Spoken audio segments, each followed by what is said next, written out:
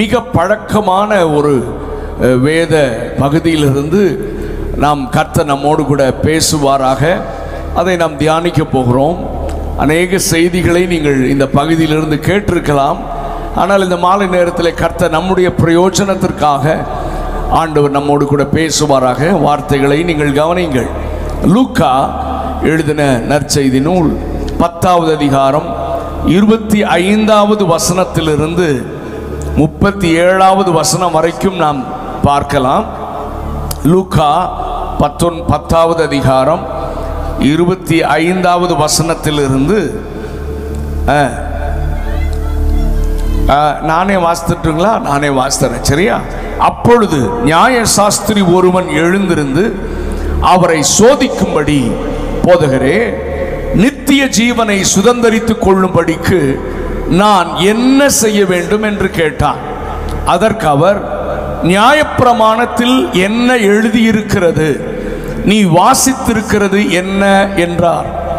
அவன் பிரதியுத்தரமாக, உன் தேவனாகிய கர்த்தரிடத்தில் உன் முழு இருதயத்தோடும் உன் முழு ஆத்துமாவோடும் உன் முழு பலத்தோடும் உன் முழு சிந்தையோடும் அன்பு கூர்ந்து உன்னிடத்தில் அன்பு கூறுவது போல பிறனிடத்திலும் அன்பு கூறுவாயாக என்று எழுதியிருக்கிறது என்றான். அவர் அவனை நோக்கி, நிதானமாய் உத்தரவு சொன்னாய், அப்படியே செய், அப்பொழுது பிழைப்பாய் என்றார். அவன் தன்னை நீதிமான் என்று காண்பிக்க மனதாய் இயேசுவை நோக்கி, எனக்கு பிறன் யார் என்று கேட்டான். அப்பொழுதுதான் ஆண்டவர் ஒரு சம்பவத்தை அங்கே சொல்லி அவனுக்கு புரிய வைக்க முயற்சிக்கிறார். இயேசு பிரதியுத்தரமாக, ஒரு மனுஷன் எருசலேமிலிருந்து எரிகோவுக்கு போகையில் கள்ளர் கையில் அகப்பட்டான். அவர்கள் அவன் வஸ்திரங்களை உரிந்து கொண்டு அவனை காயப்படுத்தி குற்றுயிராக விட்டு போனார்கள். அப்பொழுது தற்செயலாய் ஒரு ஆசாரியன் அந்த வழியே வந்து அவனை கண்டு பக்கமாய் விலகி போனான். அந்தபடியே ஒரு லேவியனும் அந்த இடத்துக்கு வந்து அவனை கண்டு பக்கமாய் விலகி போனான். பின்பு சமாரியன் ஒருவன் பிரயாணமாய் வருகையில் அவனை கண்டு மனதுருகி கிட்ட வந்து அவனுடைய காயங்களில் எண்ணெயையும் திராட்சரசமும் வார்த்து காயங்களை கட்டி அவனை தன் சுய வாகனத்தின் மேல் ஏற்றி சத்திரத்திற்கு கொண்டு போய் அவனை பராமரித்தான். மறுநாளிலே தான் புறப்படும் போது 2 பணத்தை எடுத்து சத்திரத்தான் கையில் கொடுத்து, நீ இவனை விசாரித்துக்கொள், அதிகமாக ஏதாகிலும் இவனுக்காக செலவழித்தால் நான் திரும்பி வரும்பொழுது அதை உனக்கு தருவேன் என்றான். இப்படி இருக்க கள்ளர் கையில் அகப்பட்டவனுக்கு இந்த 3 பேரில் எவன் பிறனாயிருந்தான் உனக்கு எப்படி தோன்றுகிறது என்றார். அதற்கு அவன், அவனுக்கு இரக்கம் செய்தவனே என்றான். அப்பொழுது இயேசு அவனை நோக்கி, நீயும் போய் அந்தபடியே செய் என்றார். இந்த வேத பகுதி நமக்கு மிக பழக்கமான ஒரு வேத பகுதி.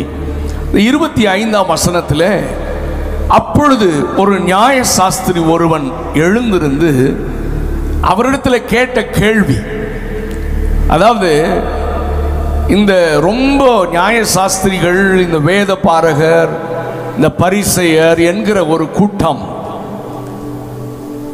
இவர்கள் வேதத்தை அறிந்தவர்கள். சிறு வயது முதல் வேத வசனங்களையும் கற்பனைகளையும் கட்டளைகளையும் அறிந்து அதை கை கொள்ளுகிறவர்கள். வேத வசனமெல்லாம் இவர்களுக்கு தெரியும். ஆனால் அந்த வேத வசனம் தெரிந்த வசனங்களை வைத்து மற்றவர்களை சோதிக்க, இந்த இடத்துல எழுதப்பட்ட ஒரு வார்த்தை, இயேசுவை சோதிக்கும்படி. இதே ஒரு காரியத்தை யோவான் 8ஆம் அதிகாரத்திலும் பார்க்கலாம். அங்கே விபச்சாரத்திலே கையுமையுமாய் பிடிக்கப்பட்ட ஒரு ஸ்திரீ, இயேசுவிடத்தில் அவளை அழைத்து வந்தார்கள். இயேசுவிடத்திலே எதற்காக அழைத்து வந்தார்களாம் சொல்லுங்க? அவரை சோதிக்கும்படி. இவன் செய்யறதெல்லாமே இயேசுவை சோதிக்க. வசனம் தெரிஞ்சிருந்தா கூட கேள்வி கேட்கறது கூட டெஸ்ட் பண்றதுக்காக தான். அறிந்து கொள்ள வேண்டும் என்கிற நோக்கத்தோடு அல்ல, இல்லை அதில் உள்ள சத்தியத்தை தெரிந்து அதை கை கொள்ள வேண்டும் என்கிற நோக்கமும் இவனுக்கு அல்ல. இப்படியும் நிறைய பேர் கேள்வி கேட்பாங்க, நிறைய பேர் பிரசங்கமும் இப்படி கேட்பாங்க. சரியா? இந்த காலை நேரத்தில், இந்த மாலை நேரத்தில் கர்த்தர் நம்மோடு கூட பேசுவாராக. எப்படியோ கேட்கட்டும், ஆனால் ஒரு நல்ல கேள்வி கேட்டான். என்ன கேள்வி? நித்திய ஜீவனை சுதந்தரித்துக் கொள்ளும்படி நான் என்ன செய்ய வேண்டும்? ஒரு பியூட்டிஃபுல் கொஸ்டின். இன்றைக்கு நாம் ஒவ்வொருவரும் கேட்க வேண்டிய கேள்வி மட்டுமல்ல, அதையே நாம் தியானித்து அதற்காகவே வாழ வேண்டும். ஏன்னா நான் இயேசுவை பின்பற்றுவதற்கு காரணம் என் தலைவலி போகவோ, என்னுடைய சரீரத்தில் இருக்கிற வியாதி சுகமாகவோ, அல்லது கடன் பிரச்சனை மாறவோ, அல்லது என் வாழ்க்கை தரம் உயரவோ நான் இயேசுவை பின்பற்றவில்லை. நித்திய ஜீவனை சுதந்தரிக்கத்தான் நான் இயேசுவை பின்பற்றுகிறேன். இன்றைய கிறிஸ்தவம் இம்மைக்கான காரியங்களையே அதிகமாக வலியுறுத்துகிறதை பார்த்து வேதனைப்படுகிறவர்களில் நானும் ஒருவன். நம்முடைய யூடியூப்ல, சோசியல் மீடியால ஒரு சிலர் வசதி உள்ளவர்கள் நல்ல ரெக்கார்டிங் சிஸ்டம் வச்சு பேசுறாங்க, பிரசங்கம். அதை ஒரு சிலருடைய பிரசங்கங்கள் கேட்கிறது. ஆனால் நான் கூர்ந்து கவனிக்கிறேன், யாராவது சத்தியத்தை சத்தியமாக போதிக்கிறார்களா? இதுதான் சத்தியம் என்று அழுத்தம் திருத்தமாக யாராவது போதிக்கிறார்களா? வேதத்தில் உள்ள உபதேசங்களை குறித்து போதிக்கிறார்களா என்று நான் அந்த பிரசங்கங்களை கொஞ்சம் கவனிப்பது வழக்கம். ஆனால் எல்லாரும் மேலோட்டமான ஒரு காரியத்தை, உலக ஆசீர்வாதங்கள், மக்களுடைய இம்மைக்குரிய தேவைகள், வாக்கு தத்தங்களை, அதுவும் இந்த கண்டிஷன் எல்லாம் விட்டுட்டு சும்மா வாக்கு தத்தத்தை மட்டும் எடுத்து ஒரு அட்ராக்டிவ் பிரீச்சிங், மோட்டிவேஷனல் ஸ்பீச் மாதிரி பேசுறாங்க. ஜனங்களுக்கும் அது ரொம்ப நல்லா இருக்கு. ஏன்னா கடிந்து கொள்ளுதல் இல்லை பாருங்க, மனம் திரும்புதலை குறித்து பேசுறது இல்லை பாருங்க. நித்திய ஜீவனை சுதந்தரிக்க நீ எதை செய்யணும், எதை விடணும்? வசனம் என்ன சொல்லுகிறது? எல்லாரும் பரலோகம் போக முடியுமா? சத்தியத்தின்படி வாழ்கிறவனே பரலோகம் போக முடியும். தேவ சித்தத்தை செய்கிறவனே அல்லாமல் என்னை நோக்கி கர்த்தாவே கர்த்தாவே என்று கூப்பிடுகிற ஒருவனும் தேவனுடைய ராஜ்யத்தில் பிரவேசிக்க முடியாது. ஒருவன் மனம் திரும்ப வேண்டும், பாவ மன்னிப்பிற்கென்று பிதா, குமாரன், பரிசுத்த ஆவியாகிய திரியேக தேவனுடைய நாமத்தினாலே பழைய பாவ மனிதனை புதைத்து கிறிஸ்துவை தரித்து எழும்புகிற, தேவனோடு உடன்படிக்கை பண்ணுகிற ஞானஸ்நானத்தை எடுக்க வேண்டும். பரிசுத்த ஆவியானவரின் அபிஷேகத்தை அந்நிய பாஷை அடையாளத்தோடு பெற்றுக்கொள்ள வேண்டும். வேதம் கூறுகிற பரிசுத்தமான கற்பனைகளை, கட்டளைகளை வாழ்க்கையில் கை கொண்டு அவர் பரிசுத்தராய் இருக்கிறது போல நாமும் பரிசுத்தமாய் வாழ வேண்டும். நான் உலகத்தான் அல்லாதது போல நீங்களும் உலகத்தார் அல்ல என்று ஆண்டவர் நமக்கு ஒரு அழைப்பையும் எச்சரிக்கையும் கொடுத்தாரே. உலகத்தை விட்டு வேறு பிரிக்கப்பட்ட வாழ்க்கை வாழ வேண்டும். ஹல்லேலூயா. இந்த மாதிரி தெளிவான சத்தம் எங்காவது கேட்கிறதா என்று நான் கவனித்து கேட்டால் அது வெறும் ஏமாற்றமே. ஏனென்றால் ஜனங்களை பிரியப்படுத்துகிற, ஜனங்களை அவர்களுக்கு என்ன தேவை அதையே பிரசங்க மேடையிலிருந்து பேசுகிற பரிதாபமான ஒரு காலத்தில் நீங்களும் நான் வாழ்கிறோம். ஆண்டவர் சொன்னார், உனக்கு 2 கண்ணு இருக்கு, ஒரு கண்ணு இடரல் உண்டாக்குச்சுன்னா என்ன செஞ்சிரு சொல்லுங்க? பிடுங்கிரு. ஒரே ஒரு கண்ணு, அதோட நீ பரலோகம் வந்து சேர்ந்துடலாம். இந்த பூமியில் உனக்கு குறைவு இருக்கலாம், பூமியில் உனக்கு வியாதி இருக்கலாம், பூமியில உனக்கு ஒரு சில காரியங்கள் இருக்கலாம், அதை பத்தி கவலைப்படாத. எப்படி பரலோக ராஜ்யம் வந்து சேர்றதுன்னு பாரு. நித்திய ஜீவனை சுதந்தரிப்பதற்கு நீ வழிகளை தேடு என்றுதான் ஆண்டவர் நமக்கு அழைப்பு கொடுக்கிறார். நல்ல கரங்களை உயர்த்தி ஒரு அல்லேலூயா சொல்லுங்க. இந்த மாலை நேரத்தில் ஆமென், இந்த அருமையான திருச்சபையின் மூலம் நடக்கிற கூட்டங்களில் தினந்தோறும் தேவ மனிதர்கள் மிக தெளிவான வார்த்தைகளையும் சத்தியங்களையும் உங்களுக்கு போதிக்கிறார்கள். அது மட்டுமல்ல, உங்களுக்கு கர்த்தர் கொடுத்திருக்கிற ஆமென் ஊழியர்களும் தேவ மனிதர்களும் சரியான சத்தியத்தில் உங்களை நடத்தி கொண்டிருக்கிறார்கள். நீங்கள் பாக்கியவான்கள். அல்லேலூயா சத்தமா சொல்லுங்க. ஏன்னா எங்களுக்கு இந்த உலக ஆசீர்வாதத்தை மட்டும் பேசி நயவஞ்சகமாக ஜனங்களை மயக்குகிற காரியம் எங்களுக்கு தெரியாது. ஒருவேளை சத்துருவை சொல்லுகிறதுனால் அநேகம் தரம் சத்துருவாக வேணால் மாறி போயிருக்கிறோம்.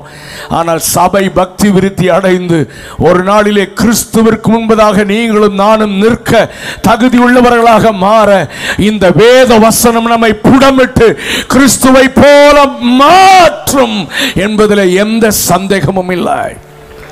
ஆகவே சத்தியத்தை சத்தியமாகவே பேசுகிறோம். ஒருவேளை அட்ராக்டிவ் பிரீச்சிங் இருக்காது, ஆனால் கலப்படம் இல்லாமல் வசனத்தை பேச கர்த்தர் எங்களுக்கு கிருபை தருகிறார். சத்தியத்தையும் அறிவீர்கள், சத்தியம் உங்களை விடுதலையாக்கும். ஸோ கவனிங்க, இந்த மாலை நேரத்தில் இந்த கூடாரத்திற்குள்ளே உங்களுக்குள்ளே ஒவ்வொரு செகண்டும் இருக்க வேண்டிய காரியம், நான் எப்படி தேவ ராஜ்யத்தை சுதந்தரித்துக் கொள்வது, நான் எப்படி நித்திய ஜீவனை சுதந்தரித்துக் கொள்வது, அதற்கு நான் என்ன செய்ய வேண்டும், எதை விட வேண்டும். நான் எதை வேண்டுமானாலும் இழப்பேன், ஆனால் தேவ ராஜ்யத்தை மட்டும் இழக்க மாட்டேன் என்கிற ஒரு தீர்மானத்தோடு பின்பற்றுகிற ஒரு கூட்டம்தான் ஆமென் பரலோகத்தை சுதந்தரிக்கும் என்பதிலே சந்தேகமே இல்லை. ஹல்லேலூயா. அதனால தான் ஆண்டவர் பரலோக ராஜ்யத்தை குறித்து பேசும்போது பரலோக ராஜ்யம் ஒரு முத்து வியாபாரிக்கு ஒப்பாக இருக்கிறது. முத்து வியாபாரி அப்படின்னு சொன்னா பிஸ்னஸ் மேன். அதாவது இங்கே நிறைய பேர் பிஸ்னஸ் பீப்புள் இருப்பீங்க. எங்கெங்கெல்லாம் நீங்கள் பிஸ்னஸுக்கு போகிறீங்களோ இல்லை, அல்லது பிஸ்னஸில் சாதாரணமாகவே போனாலும் உங்கள் கண்கள் உங்கள் பிஸ்னஸோடு கலந்து தான் காரியங்களை பார்க்கும். இந்த முத்து வியாபாரி எங்கே போனாலும் ஒரு டைமண்ட் கிடைக்காதா, இதை நம்ம இன்னும் ப்ரெஷியஸை இன்னும் லாபத்துக்கு வித்தரலாம், நம்ம பெரிய ஆள் ஆகணும், இந்த கனவோடு தான் இருப்பார். ஒரு நாள் விலை உயர்ந்த முத்தை அவர் பார்த்து விட்டார். இதுவரைக்கும் அவர் அதை பார்க்கவே இல்லை. அதை பார்த்த உடனே தன்னிடத்தில் இருக்கிற பணத்தை எடுத்து பார்த்தாரு, பத்தில். தன்னிடத்தில் இருந்த வீடு காரெல்லாம் விற்று எல்லாத்தையும் விற்றுப்பு அந்த பணத்தை கொண்டு போய் கொடுத்து அதை பெற்றுக்கொண்டார் என்று பைபிள் சொல்லுகிறது. அதுக்கு பிறகு சந்தோஷமாக வந்தாராம். ஆமென். அந்த முத்து தான் பரலோக ராஜ்யம். அந்த முத்து அதுதான் விலையேற பெற்றதுன்ற அறிவு எப்போ உங்களுக்கு வருகிறதோ இந்த உலகம் எல்லாம் உங்களுக்கு குப்பையா மாறிடும். அதை பெற்றுக்கொள்வதற்கு நான் எதையும் இழக்காயத்தம், என்னிடத்தில் இருக்கிற அனைத்தையும் இழந்தாலும் அந்த பரலோக ராஜ்யமாகிய விலையேற பெற்ற முத்தை நான் பெற்றுக்கொள்வேன் என்கிற தீர்மானத்தோடு ஆண்டவரை பின்பற்றுகிற ஒரு கூட்டம்தான் நித்திய பரலோக ராஜ்யத்தை சுதந்தரிக்கும். கரங்களை உயர்த்தி ஒரு அல்லேலூயா சொல்லுங்க.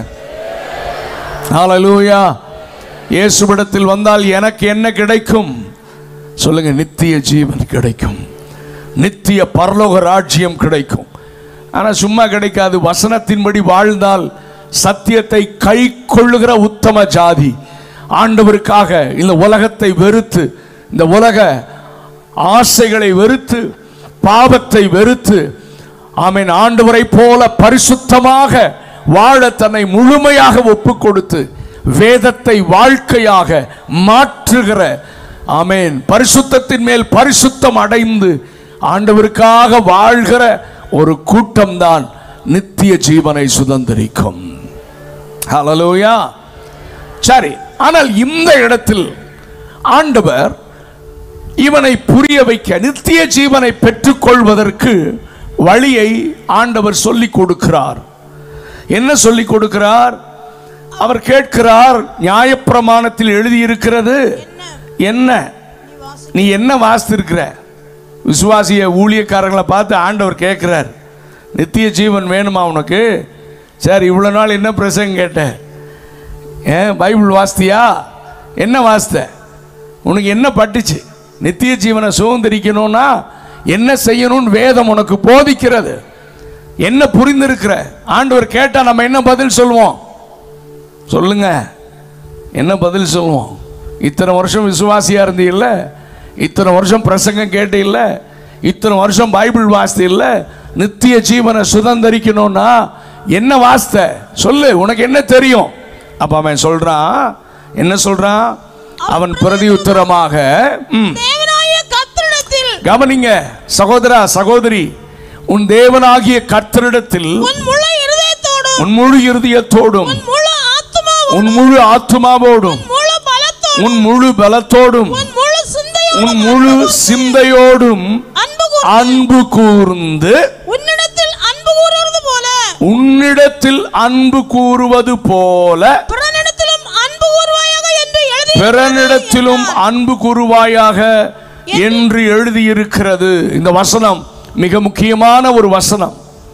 உன் தேவனாகிய கர்த்தரிடத்தில் உன் முழு இருதயத்தோடும் உன் முழு ஆத்துமாவோடும் உன் முழு பலத்தோடும் உன் முழு சிந்தையோடும் அன்பு கூர்ந்து, அது ஒரு பகுதி. தேவனிடத்தில் அன்பு கூறுதல், தேவனிடத்தில் அன்பு கூறுதல் ஆண்டவரும் நம்மிடத்தில் எதிர்பார்க்கிற ஒன்று. நாம் அவரை நேசிக்க வேண்டும். சொல்லுங்க, சத்தமா சொல்லுங்க. பேதுருவை பார்த்து கேட்கிறார், சீமோன் பேதுருவே, யோனாமின் குமாரனாகிய சீமோனே, நீ என்னில் அன்பாய் இருக்கிறாயா? Do you love me Peter? நீ என்னை நேசிக்கிறாயா? இந்த இடத்துல இருக்கிற எத்தனை பேர் சொல்ல முடியும்? ஆண்டவர் உங்களை பார்த்து இந்த கேள்வி கேட்டா என்ன சொல்லுவீங்க? விசுவாசிகளே, ஊழியர்களே, நீங்கள் என்னை நேசிக்கிறீர்களா அப்படின்னு கேட்டா என்ன சொல்லுவோம்? என்ன சத்தமே காணோம்? ஆமென். உடனே பாடிடுவோம், அன்பு கூறுவேனா. சரி சரி, நீங்க நல்லா பாடுவீங்கன்னு எனக்கு தெரியும். ஆனா ஆண்டவர் அவரை நாம் நேசிப்பதை நாம் நிரூபிக்க வேண்டும். ஆமென், ஹல்லேலூயா. சரி, கவனிங்க.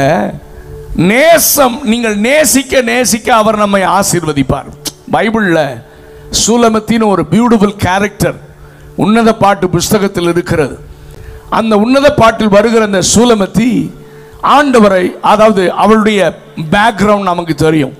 ஃபர்ஸ்ட் சாப்டர்ல அவள் தன்னை அறிமுகப்படுத்துகிறாள். என்ன அறிமுகப்படுத்துகிறாள்? ஆமென். நான் இப்படி அலங்கோலமா அருவருப்பா இருக்கிறேன்னு என்னை பார்க்காதீங்க, அதனுடைய ரீசனை சொல்றேன். என்னுடைய தாயின் பிள்ளைகள் அவர்கள் திராட்சை தோட்டத்திற்கு என்னை காவல்காரியாக போட்டு விட்டார்கள். எனக்கும் ஒரு திராட்சை தோட்டம் இருந்தது, அதை காவல் காக்க என்னை விடவில்லை. சரி, பகலெல்லாம் பயங்கரமான வெயில், எனக்கு சரியான சாப்பாடு இல்லை, சரியான தண்ணி இல்லை, என விசாரிக்க ஒருவரும் இல்லை. சரி, பகலெல்லாம் அவர்கள் என்னை அடிமையாக மாற்றிவிட்டார்கள். அவருடைய திராட்சை தோட்டத்தை நான் காவல் காத்தேன். இரவில் வீட்டுக்கு போகலாம் என்றால் என்னை வீட்டிற்கு விடவில்லை. இரவிலும் நீதான் காவல் காக்க வேண்டும் என்று சொல்லிவிட்டார்கள். இந்த அடிமைத்தனம் என்னை உருக்குலைத்து விட்டது. பகலில் வெயில், இரவில் பனி, என்னுடைய வாழ்க்கை சரியா சாப்பிடல, விசாரிக்க ஒருவரும் இல்லை. நான் அழகற்று போய்விட்டேன். ஐயா சகோதரா, பாவம் என்கிற அடிமைத்தனம் உன்னை உருக்குலைத்து விடும். பாவம் என்கிற அடிமைத்தனம் உன்னுடைய வாழ்க்கையை நாசமாக்கிவிடும். சோ அப்படி அடிமைத்தனத்தில், பாவத்தில் யாரும் கேட்பாரற்று எல்லாரும் வெறுக்கிற ஒரு நிலையில் இவள் மாறி போன, இனி இந்த தோட்டத்திலேயே நான் மரித்து விடுவேன், எனக்கு ஒரு எதிர்காலமே இல்லை என்று அவள் தன் நம்பிக்கையை இழந்து அந்த திராட்சை தோட்டத்தில் காவல் காத்து கொண்டிருக்கும் பொழுதுதான் ஒரு நேசர் அவளை தேடி வந்தார். ஹல்லேலூயா. நீங்களும் நானும் நல்லா இருக்கும்போது தேடி வரலையா? பாவத்திலே ஆமீன் உளையான சேற்றிலே புரண்டு கொண்டிருந்த பொழுது, நம்பிக்கை அற்ற நேரம், எல்லாராலும் கைவிடப்பட்ட நேரத்தில் தான் நம்முடைய நேசர் நம்மை தேடி வந்தார். அப்படி சொல்றவங்க மட்டும் ஒரு அல்லேலூயா சத்தமா சொல்லலாமா? ஹல்லேலூயா. அந்த நேசர் வந்த உடனே அன்பை பொழிகிறார். நான் உன்னை நேசிக்கிறேன், என் பிரியமே, நீ ரூபவதி. இதுக்கு நம்ப முடியல இந்த அம்மாக்கு. யாரை பார்த்து சொல்றீங்க? உன்னை பார்த்து தான். உன்னை எனக்கு ரொம்ப பிடிக்கும், உன்னை நான் நேசிக்கிறேன். பாவியான என்னை அவர் நேசித்தார். ஆமென். நான் நல்லவனாக இருக்கும் பொழுது அல்ல, பாவியாக துரோகியாக இருந்தப்போ கர்த்தர் தம்முடைய அன்பை என் மேலே பொழிந்தருளினார். ஒரு அல்லேலூயா சத்தமா சொல்லுங்க. இதுதாங்க ஆண்டவருடைய அன்பு. அவர் நேசித்தார், நேசித்தார், நேசிக்க ஆரம்பித்தார். பதிலுக்கு இந்த அம்மாவுக்கு யாருமே நேசிக்காத ஒருத்தர் ஒரு நேரத்தில் என்ன ஒருத்தர் நேசிக்கிறார்னா அவங்களுக்கு எப்படி இருக்கும்? இவங்களும் அன்பை பொழிந்தார்கள். அந்த அம்மாவும் நேசிக்க ஆரம்பிச்சா. நேசரே வாரும், வயல்வெளிக்கு போவோம், கிராமங்களில் தங்குவோம், அங்கே என்னுடைய நேசத்தின் உச்சிதங்களை நான் உமக்கு கொடுப்பேன். உங்க பார்க்காம இருக்க முடியல. அன்பு மழையை பொழிகிறாள். அவர் பார்த்தாரு, சே கொஞ்சம் அன்பு காமிச்சேன், இவன் என்ன எவ்வளோ நேசிக்கிறா பாருன்னு சொல்லி அவர் இன்னும் நேசிக்க ஆரம்பித்தார். இவள் இன்னும் நேசிக்க ஆரம்பித்தாள். ஆண்டவர் அந்த நேசர் அடிமைத்தன சங்கிலியை முதலாவதாக முறித்தார். அடிமையாய் உருக்குலைந்திருந்த அவளை விடுதலையாக்கினார். சுதந்திரவாளியாக மாற்றினது மட்டுமல்ல, தனக்கே ஒரு நேச மனவாட்டியாக மாற்றிக்கொண்டார். ஹல்லேலூயா. ஆமென். இவன் நேசி பயங்கரம் அன்பு வார்த்தை, நேசம் நேசம். ஐயோ உங்களை பார்க்காம இருக்க முடியல, எங்கே போனீங்க, என் தாயின் வீட்டில் பிறந்திருக்கலாமே. அவ அன்பை பொழிகிறாள். அந்த நேசர் பார்த்தாரு, அடிமைத்தன நுகத்தடியெல்லாம் முறிச்சு ஒரு நல்ல ஒரு விலை உயர்ந்த ஒரு அரண்மனையை கட்டி அவளை ஆசீர்வதித்து அங்கு வைத்தார். ஆசீர்வாதம் வந்த உடனே, நல்ல கவனிங்க, ஆசீர்வாதம் வந்த உடனே நேசர் மேலே வைத்திருந்த அன்பு தணிந்து போகிறது. இது ஒரு பெரிய பயங்கரமான காரியம். இது முழு உலகத்திலும் இது நடக்கிறது. தாழ்மையில ஒன்றுமில்லாமல் இருக்கும்போது அவரை பற்றி கொண்டிருந்த விசுவாசம், அவரை நேசித்த நேசம், நம்முடைய வாழ்க்கை உயர உயர, ஆசீர்வாதம் உயர உயர, ஆமே, நம்முடைய பதவி உயர உயர, நம்முடைய பொருளாதார வசதி உயர உயர, நம்மிலே ஏன் அந்த குறை வருகிறது? தேவனை தேடுகிற, தேவ சமூகத்தை தேடுகிற, தேவனை நேசிக்கிற நேசம் குறைந்து விடுகிறது. ஆண்டவர் 7 சபைகளின் மத்தியிலும் உலாவி, நீ ஆதியிலிருந்த அன்பு இல்லப்பா. ஆண்டவர் எவ்வளவு வேதனையோடு சபையில உலாவுகிறார். நீ எல்லாம் பண்ற, நீ உங்கள்கிட்ட கிரியை இருக்கு, உங்கள்கிட்ட விசுவாசம் இருக்கு, எல்லாம் இருக்கு, ஆனா ஆதியில் இருந்த அன்பு இல்லப்பா. நீ ஊழியம் செய்யற, நீ ஜெபம் பண்ற, நீ எனக்கு காணிக்க கொடுக்கிற, நீ ஊழியத்துக்கு கொடுக்கிற, ஆனால் ஆதியில் இருந்த அன்பு இல்லை என்று ஆண்டவர் நம்மை பார்த்து சொல்லுகிறார். ஆதியில் இருந்த அன்பு. கவனிங்க. அப்போ ஆண்டவரை முழு இருதயத்தோடு, இந்த வசனம் சொல்லுகிறது, முழு சிந்தையோடு முழு பலத்தோடு அன்பு கூற வேண்டும் ஆண்டவரிடத்தில். அன்பு குறைஞ்சிருச்சு, அன்பு குறைஞ்சிருச்சு. இப்போ இந்த சூலமத்தி ரெஸ்ட் எடுக்க ஆரம்பிச்சிட்டா. ஜெபம் பண்ற நேரமெல்லாம் இப்போ ரெஸ்ட் எடுக்கிற நேரமா மாறிடுச்சு. அதிகாலை ஜெபம், நடுராத்திரி எழும்பி ஜெபிக்கிற ஜெபம் எல்லாம் இப்போ காணாம போயிடுச்சு. ஏன்னா கம்ஃபர்ட் ஜோன் வந்துருச்சு, நல்ல வசதி வந்துருச்சு. ஜெபம் பண்ணணும்னு உள்ள ஆவியானவர் என்னை உணர்த்துகிறார். ஆனால் நான் எனக்கு ரெஸ்ட் எடுக்கணும், கொஞ்சம் தூங்கணும்னு தோணுது, எனக்கு நிறைய வேலை இருக்குது, 1000 காரணங்களை ரெடியாக வச்சிருக்கிறோம். இப்போ நேசர் பார்த்தார், என்னடா ரொம்ப நாள் ஆச்சு, என்னை ஒரு நிமிஷம் கூட பார்க்க முடியாதுன்னு சொல்லிட்டு இருந்தா, இப்போ ஆளே காணுமே.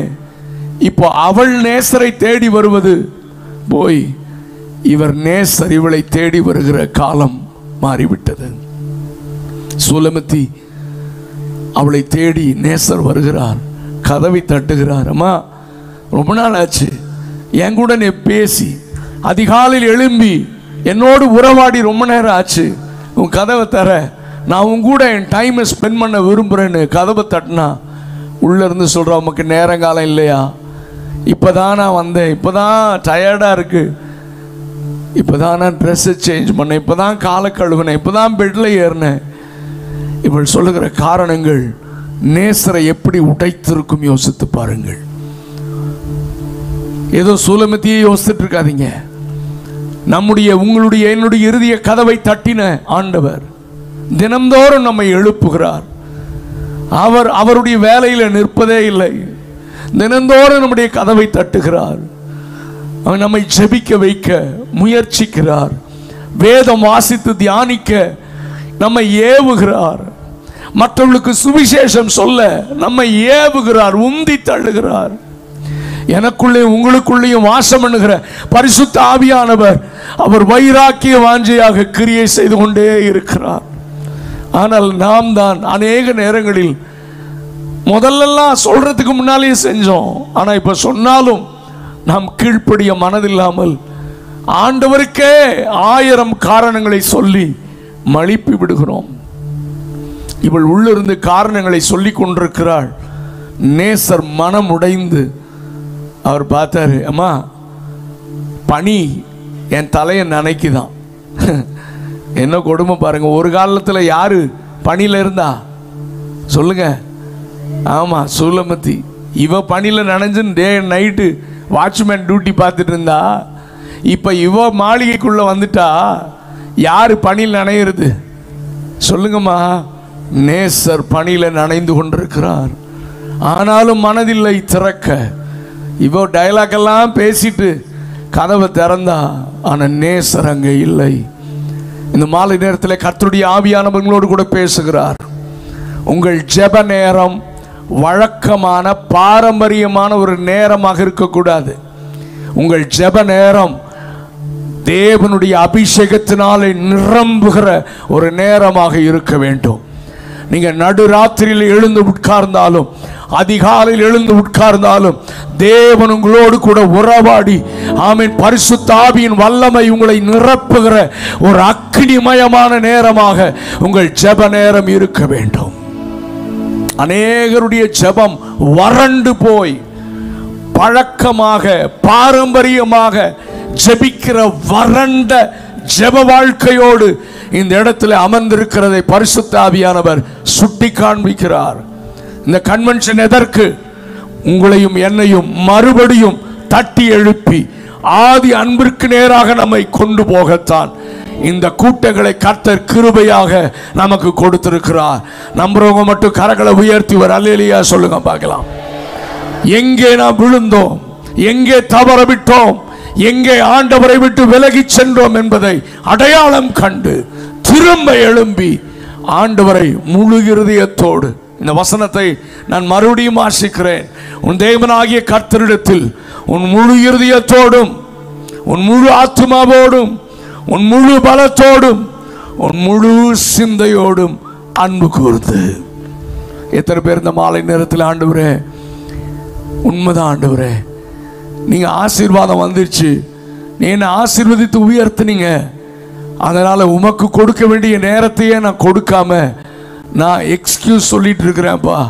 இந்த மாலை நேரத்தில் ஆதி அனுபவத்திற்கு நேராக என்னை நடத்தும் ஆண்டவரே. அப்படி சொல்றவங்க மட்டும் உங்க வலது கரத்தை உயர்த்தி ஒரு நிமிஷம் ஜெபம் பண்ணலாமா? ஆதி அனுபவத்திற்கு நேராக கேளுங்க கேளுங்க கேளுங்க. இந்த கன்வென்ஷன் கூட்டம் உங்களுக்கு சும்மா ஏதோ வந்தோம் நல்லா இருந்துச்சுன்னு போகக்கூடாது. உன் வாழ்க்கையை மாற்றாம ஆமென் உன்னுடைய வாழ்க்கையை கர்த்தர் மாற்ற விரும்புகிறார். உங்களுடைய ஆவிக்குரிய வாழ்க்கையை திரும்ப கர்த்தர் உயிர்ப்பிக்கத்தான் உங்களை இந்த கூட்டத்திற்குள்ளே உட்கார வைத்திருக்கிறார். உங்க வலது கரத்தை உயர்த்தி ஜெபம் பண்ணுங்க சகோதரி, ஜெபம் பண்ணுங்க சகோதரா. உன்னுடைய அதிகாலை ஜெபம் என்ன ஆனது? உன் நடு ராத்திரியில கர்த்தர் எழுப்பினார், அவர் என்னை எழுப்பினார், நான் அலாரமே வைக்கல, எழுப்பினார் சொன்னையே, இன்னைக்கு அது வாழ்க்கையில மறைந்து போய்விட்டது. உன்னுடைய விளக்கு மங்கி எரிகிற திரையாக மாறிவிட்டது. கர்த்தர் உன்னை திரும்ப கொழுந்து விட்டு எரிய செய்ய இந்த மைதானத்திற்குள்ளே உலாவிக் கொண்டிருக்கிறார். சொல்லு, ஆண்டவரே ஆதி அனுபவத்திற்கு என்னை திருப்புவீராக. எத்தனை பேர் உண்மையா ஜெபம் பண்றீங்கன்னு எனக்கு தெரியாது. ஹalleluya. கர்த்தர் இந்த இந்த அறைக்குள்ள இருக்கிற இந்த கிரவுண்ட்ல இருக்கிறவங்க மட்டும் அல்ல, இந்த சத்தத்தை நேரலையாக காண்பிக்க பார்த்து கொண்டிருக்கிற ஒவ்வொருடைய வாழ்க்கையிலும் கர்த்தர் உன்னை தட்டி எழுப்ப விரும்புகிறார். பிசாசுக்கு இடம் கொடுக்காத, அசதியாயிராதே, ஜாக்கிரதையாயிரு. எழும்பு எழும்பு எழும்பு, தூசியை உதறிவிட்டு எழும்பு. ஆமென். கர்த்தர் உன்னை உயிர்ப்பிக்கிற நேரம் இது. எழுப்புதலின் நாட்கள், இது எழுப்புதலின் நாட்கள். தூங்குகிற நீ மரித்தோரை விட்டு எழும்பு, அப்பொழுது கர்த்தர் உன்னை பிரகாசிக்க செய்வார். ஆமென்.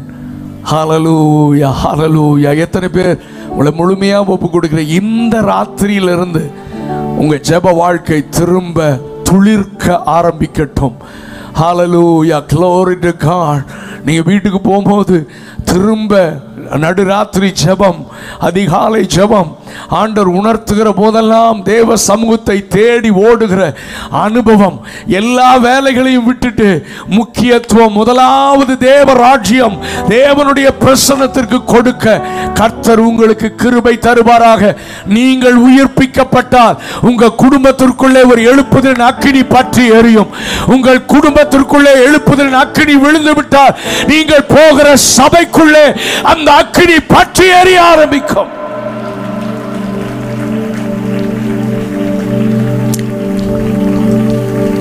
வேத வார்த்தைக்கு நேராக உங்கள் கவனத்தை திருப்புகிறேன். ஆண்டவரிடத்தில் அன்பு கூறுவது மட்டும் அல்ல, நீ தேவனிடத்தில் அன்பு கூறுகிறது மட்டுமல்ல. அப்படி அன்பு கூர்ந்தாய் என்றால் உன்னிடத்தில் நீ அன்பு கூறுவது போல பிறனிடத்திலும் அன்பு கூறுவாயாக. முதல்ல ஆண்டவரை நேசிக்கிற நேசம் பெருகினால் நீ மற்றவர்களையும் நேசிப்பாய். அதைத்தான் பைபிள் சொல்கிறது, காண்கிற சகோதரனிடத்தில் அன்பு கூறாதவன், சொல்லுங்க சத்தமா, காணாத. நீ தேவனிடத்தில் அன்பு கூறுகிறாய் என்றால் பிறனிடத்திலும் என்ன செய்யணும்? அன்பு கூற வேண்டும். அப்ப ஆண்டவர் அவனை அப்ரிஷியேட் பண்ணி சொன்னாரு, நிதானமாய் சொன்னாய், அப்படியே செய், அப்பொழுது பிழைப்பாய். ஆனா இப்ப நமக்கு இருக்கிற சந்தேகம் தான் அவனுக்கு இருந்துச்சு. இந்த சந்தேகம் எத்தனை பேருக்கு இருக்கு? அவன் தன்னை நீதிமான் என்று காண்பிக்க மனதாய் இயேசுவை நோக்கி, எனக்கு பிறன் சொல்லுங்க யார்?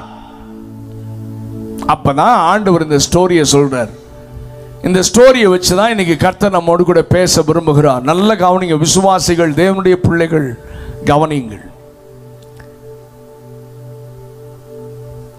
இந்த தமிழ் மொழிபெயர்ப்பில், இன்னும் மற்ற எல்லா ஆங்கில மொழிபெயர்ப்பிலும் ஒரு மனுஷன்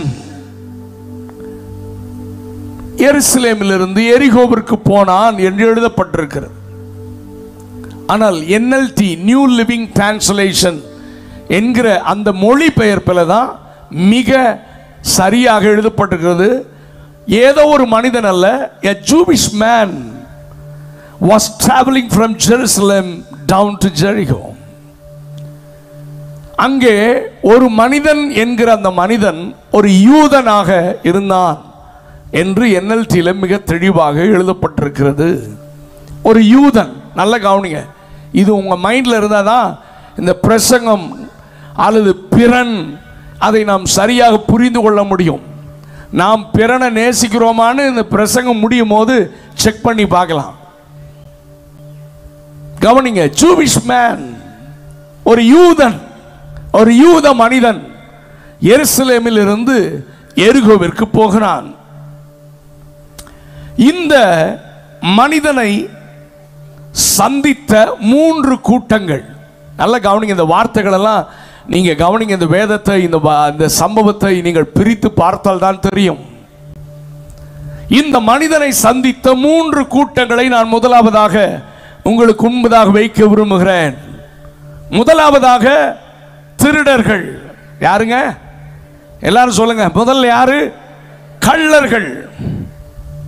இரண்டாவதாக ஆசாரியனும் லேவியனும். சொல்லுங்க. மூன்றாவதாக சமாரியன். முதல்ல யாரு? கள்ளர்கள். இரண்டாவது ஆசாரியனும் லேவியனும். மூன்றாவது சமாரியன். இன்னும் கொஞ்சம் விவரமா சொல்றேன். முதல் கூட்டம் காயப்படுத்தினவர்கள். எல்லாரும் சொல்லுங்க, சத்தமா சொல்லுங்க. இரண்டாவது கூட்டம் கண்டுகொள்ளாமல் போன கூட்டம். என்ன சொல்ல மாட்டேன்றீங்க? இதை நீங்க திரும்ப சொல்லி உங்க மனதில் பதியட்டும். நம்ம பைபிளை தூக்கிட்டு வசனத்தை வாசிக்கிறோம், அந்நிய பாஷையில் நிறைகிறோம், ஆண்டவருக்காக அதை பண்ணுறோம் இதை பண்ணுறோம். ஆண்டவர் சொன்னார், முதல்ல இதை செய்ப்பா, அப்போ தான் நித்திய ஜீவன் உனக்கு கிடைக்கும். முதல்ல யாரு கூட்டம்? காயப்படுத்தினவர்கள். இரண்டாவது கண்டுகொள்ளாமல் போன கூட்டம். மூன்றாவது காயம் கட்டின கூட்டம். ஒரு அல்லேலூயா சத்தமா சொல்லுங்க பார்க்கலாம். ஹல்லேலூயா. காயப்படுத்தினவர்கள். இந்த காயப்படுத்தினவர்கள் இந்த மைதானத்தில் நிறைய பேர் இருப்பீங்க. அந்த கூட்டத்தில் மற்றவர்களை காயப்படுத்துவது, வார்த்தைகளினால் காயப்படுத்துவது, நம்முடைய செயல்களினால் காயப்படுத்துவது, இது குடும்பத்திற்குள்ளேயும் இருக்கும். இன்டைரக்டா சுட்டி பேசுறது. அதனால்தான் திருவள்ளுவர் சொன்னார், பைபிள் பேஸ்டு தான் திருக்குறள் சொன்னார், தீயினால் சுட்ட புண் உள்ளாரும் ஆறாதே, நாவினால் சுட்டவடு. இங்க இருக்கிற நம்ம அத்தனை பேரும் நம்முடைய வாயின் வார்த்தைகளினாலே எத்தனை பேரை சுற்றுப்போம். நீங்க இப்ப தேவதூதர்கள் மாதிரி என்ன பார்க்குறீங்க? கவனிங்க, ரொம்ப பிராக்டிக்கலா திங்க் பண்ணி சும்மா ஏதோ ஒரு பிரசங்கம் கைத்தட்டி அந்நிய பாஷை பேசிட்டு போயிட்டு வாழ்க்கை மாறலன்னா என்ன பிரயோஜனம்? தெளிவா ஆண்டவர் இன்றைக்கு உங்களோடு பேச விரும்புகிறார். விசுவாசிகளாக இருந்தாலும் ஊழியர்களாக இருந்தாலும் நாம் நம்முடைய வார்த்தைகளினாலே மற்றவர்களை காயப்படுத்தி இருக்கிறோம். அப்ப நாம எந்த கூட்டத்தை சார்ந்தவர்கள் தான்?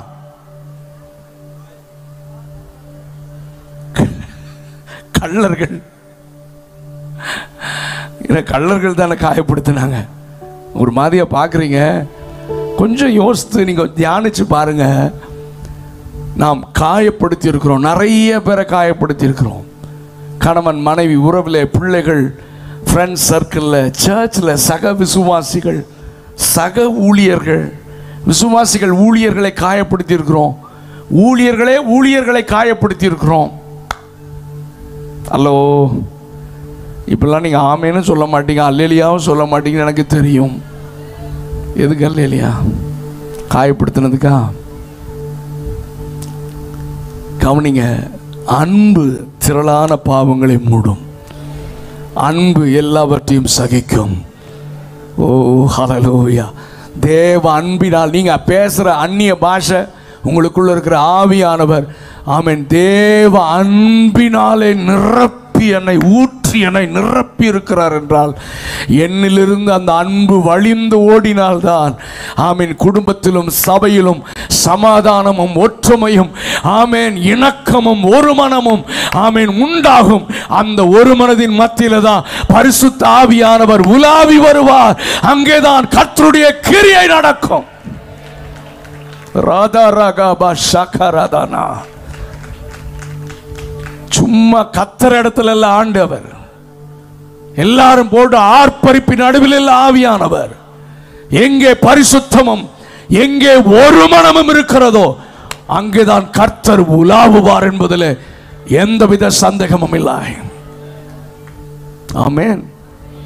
என் குடும்பத்தில் கர்த்தர் உலாவுகிறாரா? என் திருச்சபைக்குள் கர்த்தர் உலாவுகிறாரா? எங்கள் கிருபாசன ஸ்தாபனத்தில் கர்த்தர் உலாவுகிறாரா?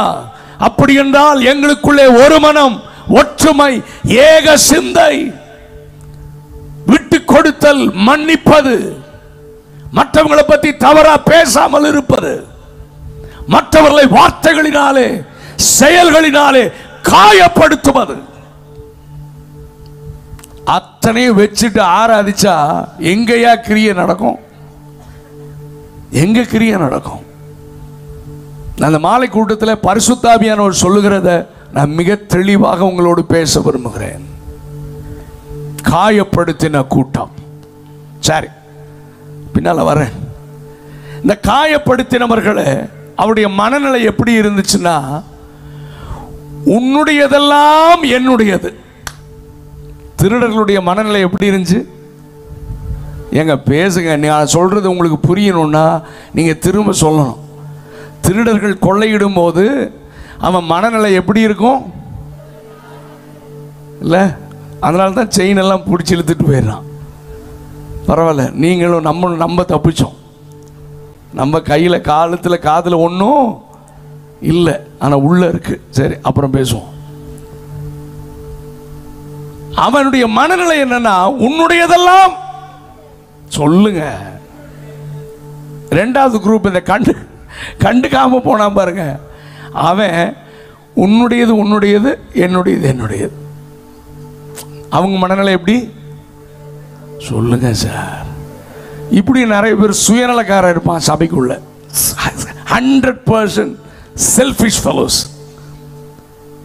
உன்னுடையது உன்னுடையது சொல்லுங்க, என்னுடையது என்னுடையது.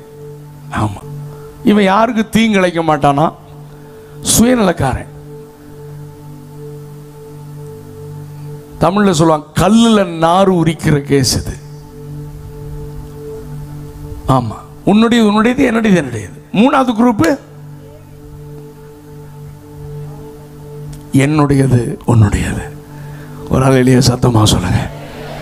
இப்படி சர்வ் பண்ணதான், இப்படி கிறிஸ்துவின் அன்பை காண்பிக்கத்தான் கர்த்தர் உங்களையும் என்னையும் தெரிந்து கொண்டார். கரங்களை உயர்த்தி ஒரு அல்லேலூயா சொல்லுங்க பார்க்கலாம்.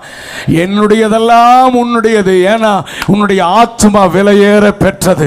கரங்களை உயர்த்தி ஒரு அல்லேலூயா சத்தமா சொல்லுங்க. ஆமீன். உன்னை மீட்க, சத்துருவின் கையிலிருந்து உன்னை மீட்க, உன் காயங்களை கட்டி உன்னை விடுதலையாக்கி உன்னுடைய ஆத்துமாவை திருடர்கள் கையிலிருந்து பாதுகாத்து ரட்சிக்கத்தான் கர்த்தர் என்னை அபிஷேகம் பண்ணி இருக்கிறார். ஹல்லேலூயா, ஆமென். காயப்பட்டவர்கள், ஏமாற்றத்தினால் காயப்பட்டவர்கள், துரோகங்களினால் காயப்பட்டவர்கள். வாசிக்க ஒரு வசனத்தை, சங்கீதம் 41:9. பரிசுத்த ஆவியானவர் நம்மோடு கூட பேசிக் கொண்டிருக்கிறார். தயவு செய்து எல்லாரும் கவனிங்க. கவனிங்க. என் பிராண சிநேகிதனும் நான் நம்பினவனும் என் அப்பம் புசித்தவனுமாகிய மனுஷனும் என் மேல் தன் குதிகாலை தூக்கினான். எத்தனை பேருக்கு இந்த அனுபவம் இருந்திருக்குல்ல? என் பிராண சிநேகிதன், நான் நம்பினப்பா, ஏன் அப்பம் புசித்த மனுஷன் எனக்கு விரோதமாக எழும்பினான். நம்ம இப்படி செஞ்சிருக்கிறோமா? நம்ம மற்றவர்கள் இப்படி காயப்படுத்தி இருக்கிறோமா?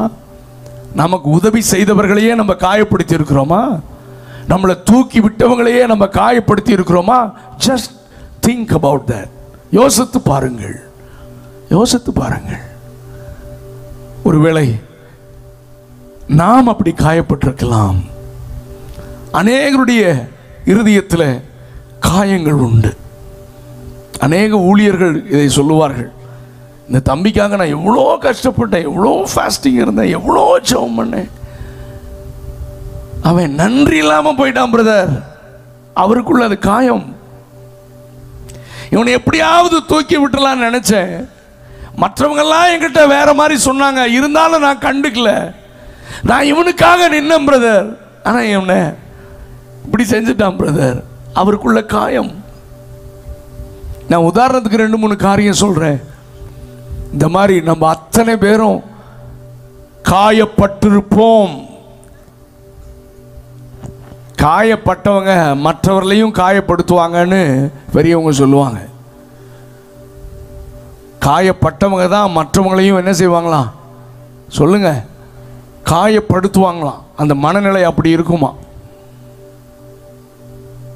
இன்னொரு வசனம் வாசிங்க, சங்கீதம் 55 12 13 14. என்னை நிந்தித்தவன் சத்துரு அல்ல, அப்படி இருந்தா கூட நான் சகிச்சிருப்பேன். எனக்கு விரோதமாய் பெருமை பாராட்டினவன் என் பகைஞன் அல்ல, அப்படி இருந்தால் அவனுக்கு மறைந்திருப்பேன். எனக்கு சமமான மனுஷனும் என் வழிகாட்டியும் நாம் ஒருமிச்சு தானே ஆலோசனை பண்ணோம். கூட்டத்தோட நம்ம ஒன்னாதானே சர்ச்சுக்கு போனோம், ஒன்னாதானே ஊழியம் செஞ்சோம், ஒன்னாதானே இணைஞ்சு நம்ம ஜெபம் பண்ணோம். போதுமா போதுமா, ஒன்னாதானே இணைஞ்சிருந்தோம், ஒன்னாதானே சர்ச்சுக்கு போனோம். சத்துரு இல்லைங்க, உன் வீட்டாரே உன் சத்துரு. பிசாசு இப்படி நம்மளை மாற்றிட்டானே. கூட ஆராதிக்கிறவர்களையே பகைக்க விரோதிக்க, ஒன்னா இருந்து ஊழியம் செய்கிறவர்களையே பகைக்க விரோதிக்க, கசப்பையும் வைராக்கியத்தையும் உள்ள வைத்து அதோடு கூட வாழ ஆராதிக்க ஊழியம் செய்ய நம்மை நாமே ஏமாற்றி கொண்டிருக்கிறோமே சகோதரா சகோதரி. இந்த மாலை நேரத்தில் கர்த்தர் நம்மோடு கூட பேசுகிற சத்தம் வார்த்தை நம்மை மாற்றட்டும். மாய்மாலமான வாழ்க்கையிலிருந்து வெளியே வர கர்த்தர் நமக்கு அனுக்கிரகம் செய்வாராக. நம்மையே நாம் ஏமாற்றி கொண்டிருக்கிறோம். இந்த வார்த்தைகளை இப்பொழுதும் நீங்கள் எப்படி கேட்கிறீர்கள் என்று தெரியாது. பரிசுத்த ஆவியானவர் இந்த சபையை நேசிப்பதினால் நம்மோடு கூட பேசி கொண்டிருக்கிறார். கர்த்தருடைய வார்த்தை இருபுறமும் கருக்குள்ள பட்டயம். ஹல்லேலூயா. அது சத்தியம். சத்தியம்னா சத்தியம். உள்ளதை உள்ளதென்றும் இல்லதை இல்லதென்றும் தான் பேசும். பூசி மழுப்பி பேசுறதுக்கு தெரியாது, மனிதனை ப்ளீஸ் பண்ண தெரியாது. வசனம் பட்டயம். ஒரு பெரிய புறக்கணிக்கப்பட்ட கூட்டம். மனைவியின் அன்பு, கணவனின் அன்பு இல்ல, பிள்ளைகளின் அன்பு இல்ல, பெற்றோருடைய அன்பு இல்ல, உற்றாரின் உறவினர்களின் அன்பு இல்ல. எல்லாமே மாயையான அன்பு தான். எல்லாமே எதிர்பார்ப்பின் அடிப்படையில் இருக்கிற அன்பு தான். இன்னும் நம்மளை காயப்படுத்துறது என்னன்னா, நம்ம கிட்ட குறைகளை கண்டுபிடித்து நிந்திப்பது. ஏதாவது நம்முடைய வாழ்க்கையில் நடந்துருச்சுன்னா, மற்றவங்க வாழ்க்கையில் நடந்துச்சுன்னா, பாரு கர்த்தர் அடிச்சார் பாரு, வாய் கூசாம சொல்றது. மற்றவங்கள பத்தி பேசுறதுன்னா நம்ம அந்த விபச்சாரத்தில் கையை மெய்யமா பிடிச்ச ஜனங்கள் மாதிரி தான். வேத பாரகர் பரிசேயர் எல்லாம் நியாயப்பிரமாணத்தில் எழுதப்பட்டிருக்கிறது, இவள் கல்லறிந்து கொல்லப்பட வேண்டும், கொல்லுங்கள். எல்லாம் கல்லோட நிற்கிறான். ஆண்டவர் சொன்னார், உங்களில் பாவம் இல்லாத முதலாவது இவன் மேல். எல்லாம் கீழே போட்டு போயிட்டான். கவனிங்களா, அதை நான் விவரமாக பேசுவ எனக்கு நேரம் இல்லை. நான் இந்த காரியத்தில் நம்ம கர்த்தர் நம்மோடு கூட பேசுவாராக. கர்த்தர் சபிக்கப்பட்ட குடும்பங்க அது. கர்த்தர் அடிச்சிட்டாரு. கர்த்தருடைய நியாயத்தீர்ப்பு இந்த குடும்பத்தின் மேல வந்துருச்சு. யாராவது ஒரு வியாதி வந்தா பாத்தீங்களா எப்படி வந்துருச்சு பாத்தீங்களா? சுலபமாக நியாயம் தீர்ப்பது, மற்றவர்களை காயப்படுத்துவது. இன்னைக்கு மனம் திரும்பணும் சகோதரா சகோதரி. இந்த கன்வென்ஷன் கூட்டங்களில் ஒரு நல்ல கிறிஸ்துவை போல, அதான் பவுல் எழுதுகிறார், கிறிஸ்துவின் சிந்தையே உங்களுக்குள்ளும் இருக்க கடவது. ஆமென் சொல்ல மாட்டேன்றீங்க. நீங்க எதை பேசுறதுக்கு முன்னால கிறிஸ்து அவர் எப்படி பேசுவார், அப்படி எப்படி அவர் இதை பார்ப்பார், அந்த மாதிரி ஒரு செகண்ட் யோசித்தா போதும். பதறி நீங்க வாய் பேச மாட்டீங்க.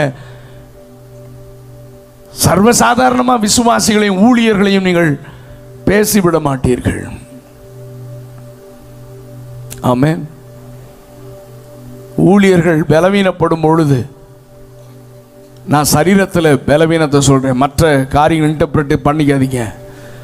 சரீரங்களிலே பலவீனப்படும் பொழுது, ஒரு சில வியாதிகள் பலவீனங்கள் இருக்கும் பொழுது, அவர்களை தாங்கி அவர்களோடு கூட இணைந்து நாங்கள் இருக்கிறோம் பாஸ்டர், ஊழியத்தை தொடர்ந்து கர்த்தர் செய்வார்னு அவரை தாங்குகிற ஊரும் ஆரோனும் தான் இன்றைக்கு சபைக்கு தேவை. ஒரு அல்லேலூயா சத்தமா சொல்லுங்க பார்க்கலாம். ஏன்னா நம்ம எல்லாரும் இணைந்து தேவராஜ்யத்தை ஸ்தாபிக்க கர்த்தர் நம்மை அழைத்திருக்கிறார். பலவீனப்படும் போது பாருங்க, எனக்கு தெரியுங்க அவருக்கு இதனால தான் இப்படி வந்துச்சு, அதனால தான் இப்படி வந்துச்சுன்னு தயவு செய்து சொல்லாதீங்க ப்ளீஸ். அதனால ஆக்கினையை நீங்கள் கூட்டிக் கொள்ளாதிருங்கள். நான் காலையில் சொன்ன மாதிரி திரும்ப சொல்றேன், நம்முடைய வாயின் வார்த்தைகள் தேவ சமூகத்தில் கவனமாக இருக்கட்டும். ஏனென்றால் எல்லாம் ரெக்கார்ட் ஆயிட்டு இருக்கு. ஹலோ சகோதரா சகோதரி, நீங்க நம்ம பேசுற ஒவ்வொரு வார்த்தையும் ஏதோ காத்துல போயிடுச்சு நினைச்சுக்காதீங்க. எல்லாம் பரலோகத்தில் ரெக்கார்ட் ஆயிட்டு இருக்கு. ஐயோ நான் பேசலன்னா ஆண்டவர் ஆன் பண்ணி விட்டுருவாரு. நீங்க சொல்ல முடியாது இது ஏஐ டெக்னாலஜின்னு சொல்லி தப்பிக்க முடியாது. ஆண்டவர் எந்த இடத்துல எந்த மூலையில் யார்கிட்ட பேசுனியோ வீடியோவோட ஓடும். No one can escape. யாரும் தப்பிக்க முடியாது. ப்ளீஸ் இன்னைக்கு அதிலிருந்து நீங்கள் மனம் திரும்ப கர்த்தர் நமக்கு அனுக்கிரகம் செய்வாராக. ஸோ இந்த குடும்பத்துக்கு அப்படி சொல்லாதீங்க, காயப்படுத்தாதீங்க. இன்னைக்கு ஒரு ஆழமான தீர்மானம் எடுங்க. நான் யாரையும் காயப்படுத்த மாட்டேன்னு எடுத்துட்டீங்கன்னா நீங்கள் அவ்வளோதான், சூப்பர் விசுவாசியாக மாறிடுவீங்க. ஃபாதர் அழகாக ஒரு பாட்டு பாடியிருக்கார்ல, என் வாயின் எல்லாம்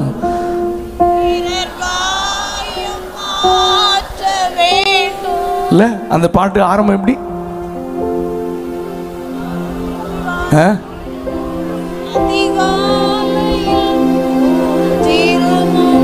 மணித்தேன் என்னையே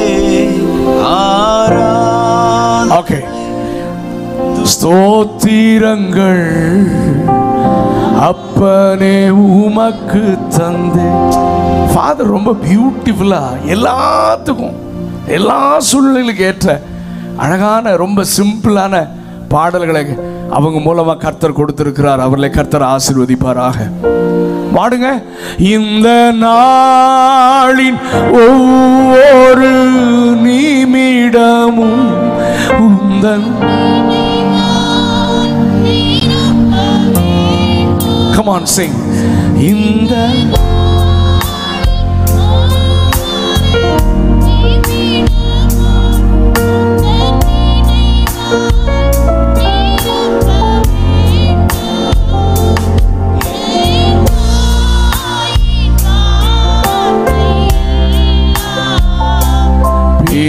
பிறர்க்காய் ஆற்ற வேண்டும் என் வாயின் வார்த்தை எல்லாம்.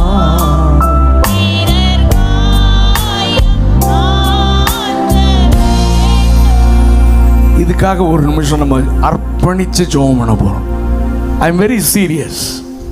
நான் ஏதோ சும்மா ஒரு பிரசங்கத்தை பண்ணிட்டு போக ஆண்டவரை நான் அனுமதிக்கல. ரொம்ப ஸ்பெசிபிக்கா ஒரு பெரிய மாற்றம் நடக்க வேண்டும், மறுரூபம் உண்டாக வேண்டும் என்பதை ஆணித்தரமாக எனக்குள்ளே ஆண்டவர் கிரியை செய்கிறதுனால தான் உங்களை இப்படி நடத்துறேன். நான் எல்லாரும் கண்களை மூடுங்க பார்க்கலாம். நான் தொடர்ந்து பேசுறதுக்கு முன்னால ப்ளீஸ் ப்ளீஸ், எவ்வளோ நாள் நம்ம ஏமாற்றி கொண்டிருப்போம். திடீர்னு மரணம் வரும், திடீர்னு கர்த்தர் அவருடைய வருகை வரும். கைவிடப்பட்டு போகணுமா பிரதர்? சொல்லுங்க. எவ்வளவு நாள் நான் ஆவில நிறைஞ்சு ஆராதிக்கிறேன், ஆனா என் வார்த்தைகளினால் மற்றவர்களை காயப்படுத்துகிறேன். என் குடும்ப உறவுகள், நீங்க நிறைய குடும்பத்தில் பிரச்சனை வாய் தான், வார்த்தை தான். குடும்பங்கள் உடைந்து போகிறது காரணம் வார்த்தைகள். நொறுக்கிறது வார்த்தையில, வார்த்தையில மற்றவர்களை நொறுக்கிறது. கேட்ட ஆவிக்குரிய சபை அந்நிய பாஷை நிறைஞ்சு முழங்குற கூட்டம். ராதாரமனா சகதனா. கண்ணை மூடுங்க, எல்லாரும் கண்ணை மூடுங்க பிரதர், எல்லாரும் கண்ணை மூடுங்க. யாரும் எந்திரிச்சு வெளியே போகாதீங்கம்மா. என்ன பழக்கம் அது? சும்மா எந்திரிச்சு வெளியே போயிட்டு வெளியே போனா உள்ள திரும்ப வராதீங்க. எல்லாரும் கண்ணை மூடுங்க. Please close your eyes. ஒப்பு கொடுங்க. உங்க வலது கரத்தை உயர்த்த முடிஞ்ச உயர்த்தி சும்மா ஜெபம் பண்ணாதீங்க. இந்த நிமிஷத்திலிருந்து என் வாயின் வார்த்தைகள் மற்றவருடைய காயத்தை ஆற்றணுமே ஒழிய நான் காயப்படுத்தக்கூடாது. ஏசாயா உதட்ட தொட்டிங்க, இப்போ என் நாக்க தொடுங்க ஆண்டவரே அப்படின்னு ஒரு நிமிஷம் ஜெபம் பண்ணுங்க பார்க்கலாம். நீங்கள் ஜெபம் பண்ணுங்க, ஜெபம் பண்ணுங்க, ஜெபம் பண்ணுங்க. குடும்பத்தில் உங்கள் வார்த்தையினால தானே சண்டை வந்துச்சு, உங்கள் வார்த்தையினால தானே பிரிவினை வந்துச்சு. சபைக்குள்ளேயே பிரிவினை உங்கள் வார்த்தை தானே, துணிகரமான வார்த்தை தானே. கர்த்தருக்கு பயந்து பேசுறீங்களா ஐயா? கர்த்தருக்கு பயந்து பேச ஊழியக்காரங்களுக்கு விரோதமாக பேசுறிய, கர்த்தருக்கு உனக்கு பயம் இருக்கா? உன்னை நடத்துகிற போதக்கு விரோதமாக பேசுறிய, உனக்கு பயம் இருக்கா? ஊழியக்காரங்க ஒருத்தர் நம்ம எல்லாரும் ஒரே சகோதரர்கள், ஒரே தண்டிலே சேவகம் பண்ண கர்த்தரால் அழைக்கப்பட்டோன்னு சொல்லியும் நமக்குள்ளேயே உள்ளேயே நம்ம தவறா பேசுறமே, பயம் இருக்கா? கர்த்தருக்கு பயப்படுற பயம் இருக்கா? உன் வாயில பேசுறதுக்கு முன்னால் ஆவியானவர் உனக்குள்ளே போராடவில்லையா? உன்னோடு உணர்த்தவில்லையா? உன்னோடு பேசவில்லையா?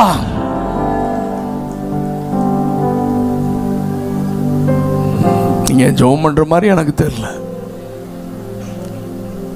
இன்னையோட புதைச்சிட்டு போங்க, இன்னையோட விட்டுருங்க, இந்த இடத்துல விட்டுருங்க. ஆமே, தூக்கி வீசிருங்க. அந்த குப்பையெல்லாம் அக்கினி பட்சிக்கட்டும். ரியானாமா ஷகதானா. இன்னைக்கு ஒரு புது சிருஷ்டியாக எழுப்பி போங்க. சும்மா 1000 பிரசங்கம் கேட்டு என்ன பிரயோஜனம்? பைபிள் ஸ்டடியா கேட்டு என்ன பிரயோஜனம்? என் வாயின் வார்த்தைகள் மற்றவர்களை காயப்படுத்த கூடாது. என் வாயின் வார்த்தைகள் மற்றவர்களுடைய காயத்தை ஆற்ற வேண்டும். ஏனால் எனக்குள் இருக்கிறவர் பரிசுத்த ஆவியானவர்.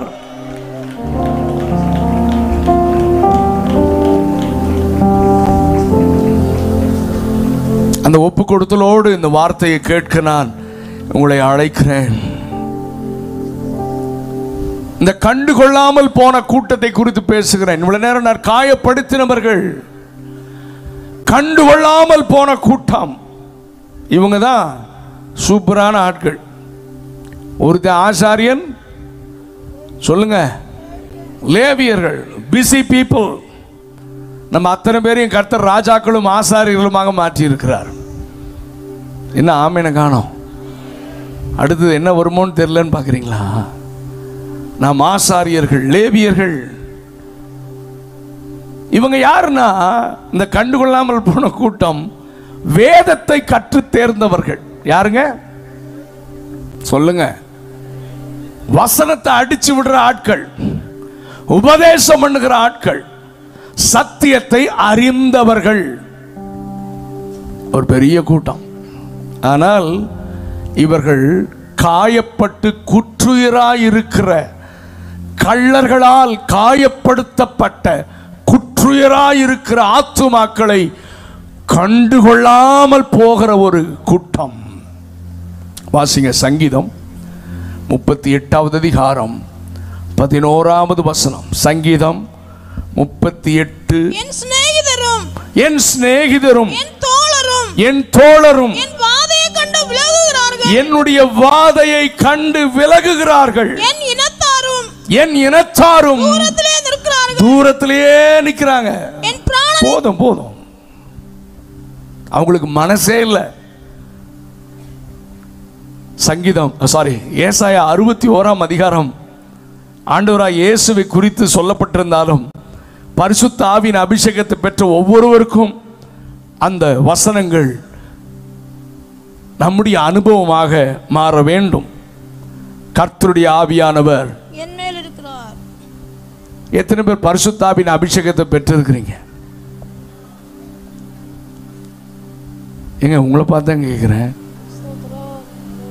எத்தனை பேர் பரிசுத்த ஆவியின் அபிஷேகத்தை பெற்றிருக்கீங்க? அல்லேலூயா சொல்ல வேண்டாம், கையை மட்டும் உயர்த்தி காமி சொல்லுங்க. நான் சொல்றதுக்கு பின்னால் சொல்லுங்க, கர்த்தருடைய ஆவியானவர் என் மேல் இருக்கிறார். எதுக்கு சொல்லுங்க? சிறுமைப்பட்டவர்களுக்கு சுவிசேஷத்தை அறிவிக்க, இருதயம் நொறுங்குண்டவர்களை காயம் கட்ட, சிறைப்பட்டவர்களுக்கு விடுதலையை கூற, கட்டுண்டவர்களுக்கு கட்டவிழ்த்தலை கூற. தொடர்ந்து வாசித்து பாருங்க. ஆவியானவர் எனக்கு கொடுக்கப்பட்டதே இந்த சுவிசேஷம் அறிவித்து கள்ளர் கையில் அகப்பட்டு குற்றுயிராய் கிடக்கிற 147 கோடி ஜனங்களை ஆண்டவர் பக்கமாக திருப்ப, விடுதலையாக்க என் மேலே ஆவியானவர் இருக்கிறார் என்பதை நீங்கள் உணர்ந்திருந்தால், நீங்க ஒரு வருடத்தில் குறைஞ்சது 10 ஆத்துமாக்களையாவது நீங்க ஆண்டவர் பக்கத்தில் கொண்டு வந்திருப்பீங்க. ஆனா நீங்களும் நானும் கண்டுகொள்ளாமல் போன கூட்டம் கர்த்தர் நம்மிடத்தில் நியாயம் கேட்பார். இன்னைக்கு இந்த கன்வென்ஷனுக்காக நான் ஜெபம் பண்ணப்போ எனக்கு ஆண்டவர் என்னை பாரப்படுத்தின ஒரு காரியம் என்னன்னா, விசுவாசிகள் ஆத்தும ஆதாயம் செய்யவில்லை. விசுவாசிகள் ஆத்தும ஆதாயம், சுவிசேஷத்தை அறிவித்து சபைக்குள்ளே புதிய ஆத்துமாக்களை அழைத்து வர முயற்சி எடுக்காத, தேவ சித்தத்தை செய்யாத ஒரு கூட்டம். என்னை ரொம்ப ஆண்டவர் என்னை பாரப்படுத்தினார். இதை மட்டும் நீ தட்டி எழுப்பு.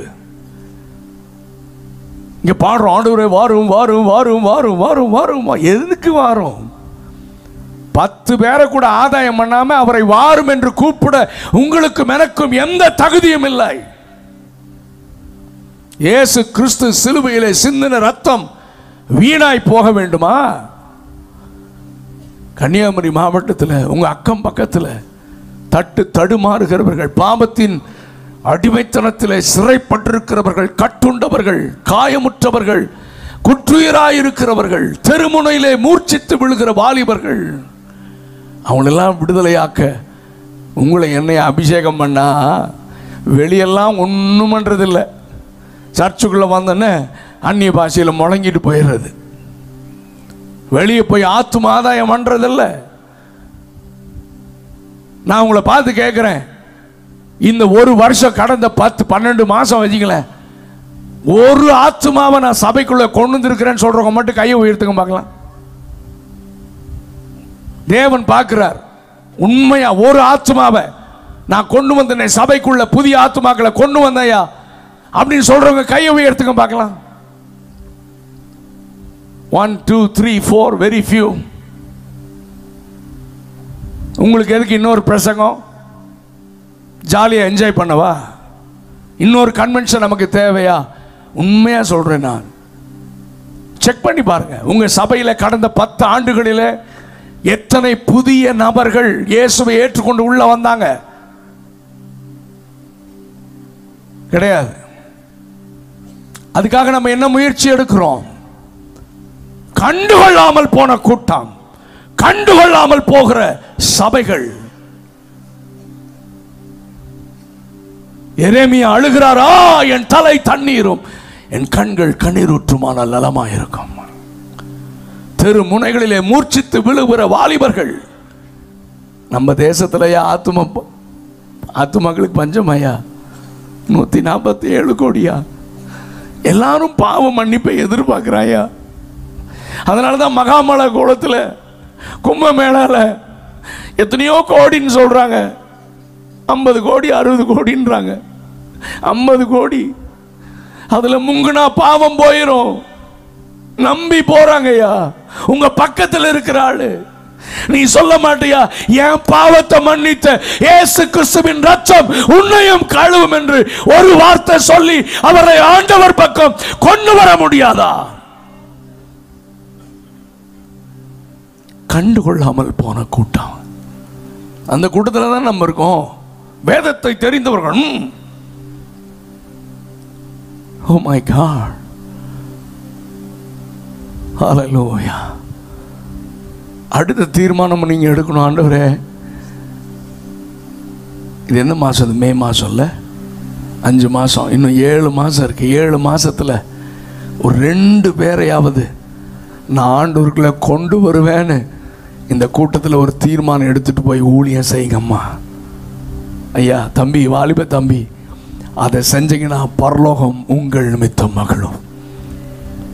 நரகத்தை காலியாக்கி பரலோகத்தை நிரப்பத்தான் கர்த்தர் என்னை ரட்சித்திருக்கிறார், என்னை அபிஷேகித்திருக்கிறார்.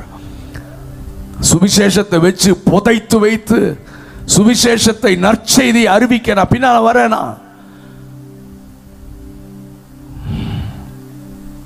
வாசிங்கள் யோபு 19:13. யோபு 19:13.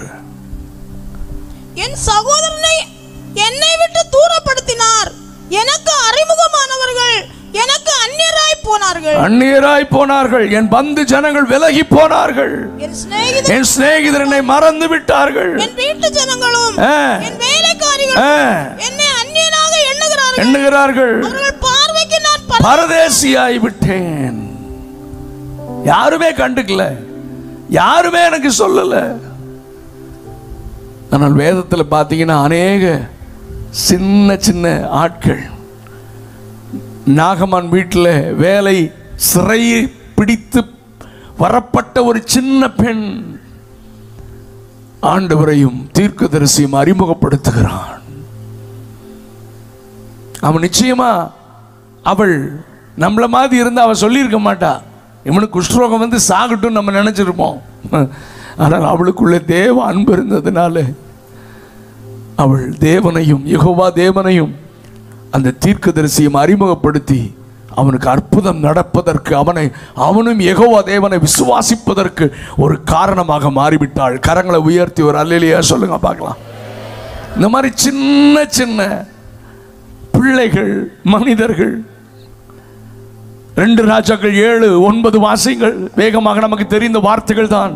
பின்பு அவர்கள் ஒருவரையொருவர் நோக்கி, 4 குஷ்டரோகிகள், சமுதாயத்தினால் புறக்கணிக்கப்பட்டவர்கள், பாளையத்திற்கு புறமே இருக்க வேண்டும், யாரையும் பார்க்க கூடாது, வரும்பொழுது தீட்டு தீட்டு என்று கத்த வேண்டும், தள்ளப்பட்டவர்கள். ஆனால் அந்த தேசத்திலே வறுமை வந்த பொழுது, பஞ்சம் வந்த பொழுது, சத்துருக்கள் வந்து பாளையம் இறங்கி இருக்கிறார்கள். கழுதை தலையெல்லாம் விற்கிறான். பரிதாபமான பஞ்சம், சாப்பிடாம செத்துட்டு இருக்கான். ஆனா இந்த 4 பேரும் இங்க இருந்தாலும் சாமம் தானே போலான்னு ஒன்று போ. அங்க கர்த்தர் அவங்களுக்கு ஒரு பெரிய காரியத்தை காண்பிக்கிறார். அங்க எதிரியின் கூடாரம் எல்லாம் காலியா இருக்கு. உள்ள போய் சாப்பிடுறான். தங்கம் கிடக்குது, வெள்ளி கிடக்குது, எடுக்கிறான். 2-3 தின வீடு, 2-3 கூடாரத்துக்கு போகணுன்னு ஒருத்தர் சொல்றான், இல்லப்பா நம்ம செய்யறது சரியில்லைப்பா. இது நற்செய்தி அறிவிக்கும் நாள் அல்லவா? இந்த உணர்வு இன்றைக்கு நம்முடைய விசுவாசிகளுக்கு வந்தால் நலமாயிருக்கும். பணத்தை சேர்க்க தீவிரம் காண்பிக்கிற விசுவாசியே, சொத்தை சேர்க்க தீவிரம் காண்பிக்கிற விசுவாசியே, நாம் செய்கிறது சரியல்ல. இது நற்செய்தி அறிவிக்கும் காலம். அழிந்து போகிற ஆத்துமாக்கள் செத்துட்டு இருக்கான், உள்ள செத்துட்டு இருக்கான். என்கிட்ட இருக்கு நற்செய்தி, செத்துட்டு இருக்கான். என்கிட்ட இருக்கு, கர்த்தர் என்னை நம்பி கொடுத்திருக்கிறார். கையில வச்சுட்டு கொடுக்காம எத்தனை பேருடைய சாவை பார்த்து கொண்டிருக்கிறோம். ஐடா ஸ்கேடர் என்கிற ஒரு டாக்டர், உங்களுக்கு தெரியும், சிஎம்சி வெள்ளூர்ல, அவருடைய தகப்பனார் தான் டாக்டர். அவர்தான் மிஷனரியாக அந்த பகுதிகளில் வந்து ஊழியம் செய்தவர். இப்போ இவள் அப்பொழுது மருத்துவம் படித்துக் கொண்டிருக்கிறாள். ஹாலிடேக்கு, லீவுக்கு அப்பா பார்க்க வர்றா. இந்த இருண்ட இந்தியா, அந்த நாட்களிலே ஒரு வசதி இல்லை, பரிதாபமான நிலையில் இருந்த இந்தியா. அங்க வந்து அப்பா படுற கஷ்டத்தை பார்த்தா அப்பா சொன்னாரு, நீ அம்மா எனக்கு வயசாயிட்டு இருக்கு, நீயும் டாக்டர் முடிச்சுட்டு இங்க வந்து சர்வ் பண்ணணுமா? அவ சொன்னா, நோ நெவர், என்னால முடியாது. வாலிப பிள்ளைங்க, வாலிப தம்பிங்க அவனிங்க, என்னால முடியாது. நம்முடைய பியூட்டிஃபுல் கண்ட்ரியை விட்டுட்டு இங்க வந்து இந்த பரிதாபமான ஜனங்களுக்கு என்னால் சேவை செய்ய முடியாது. அவர் சொல்லிட்டு விட்டுட்டாரு. கடைசியா அங்கே டெலிவரியிலேயே, குழந்தை பிறக்கிற அந்த டெலிவரி டைம்லேயே பெண்கள் மரித்தார்கள்.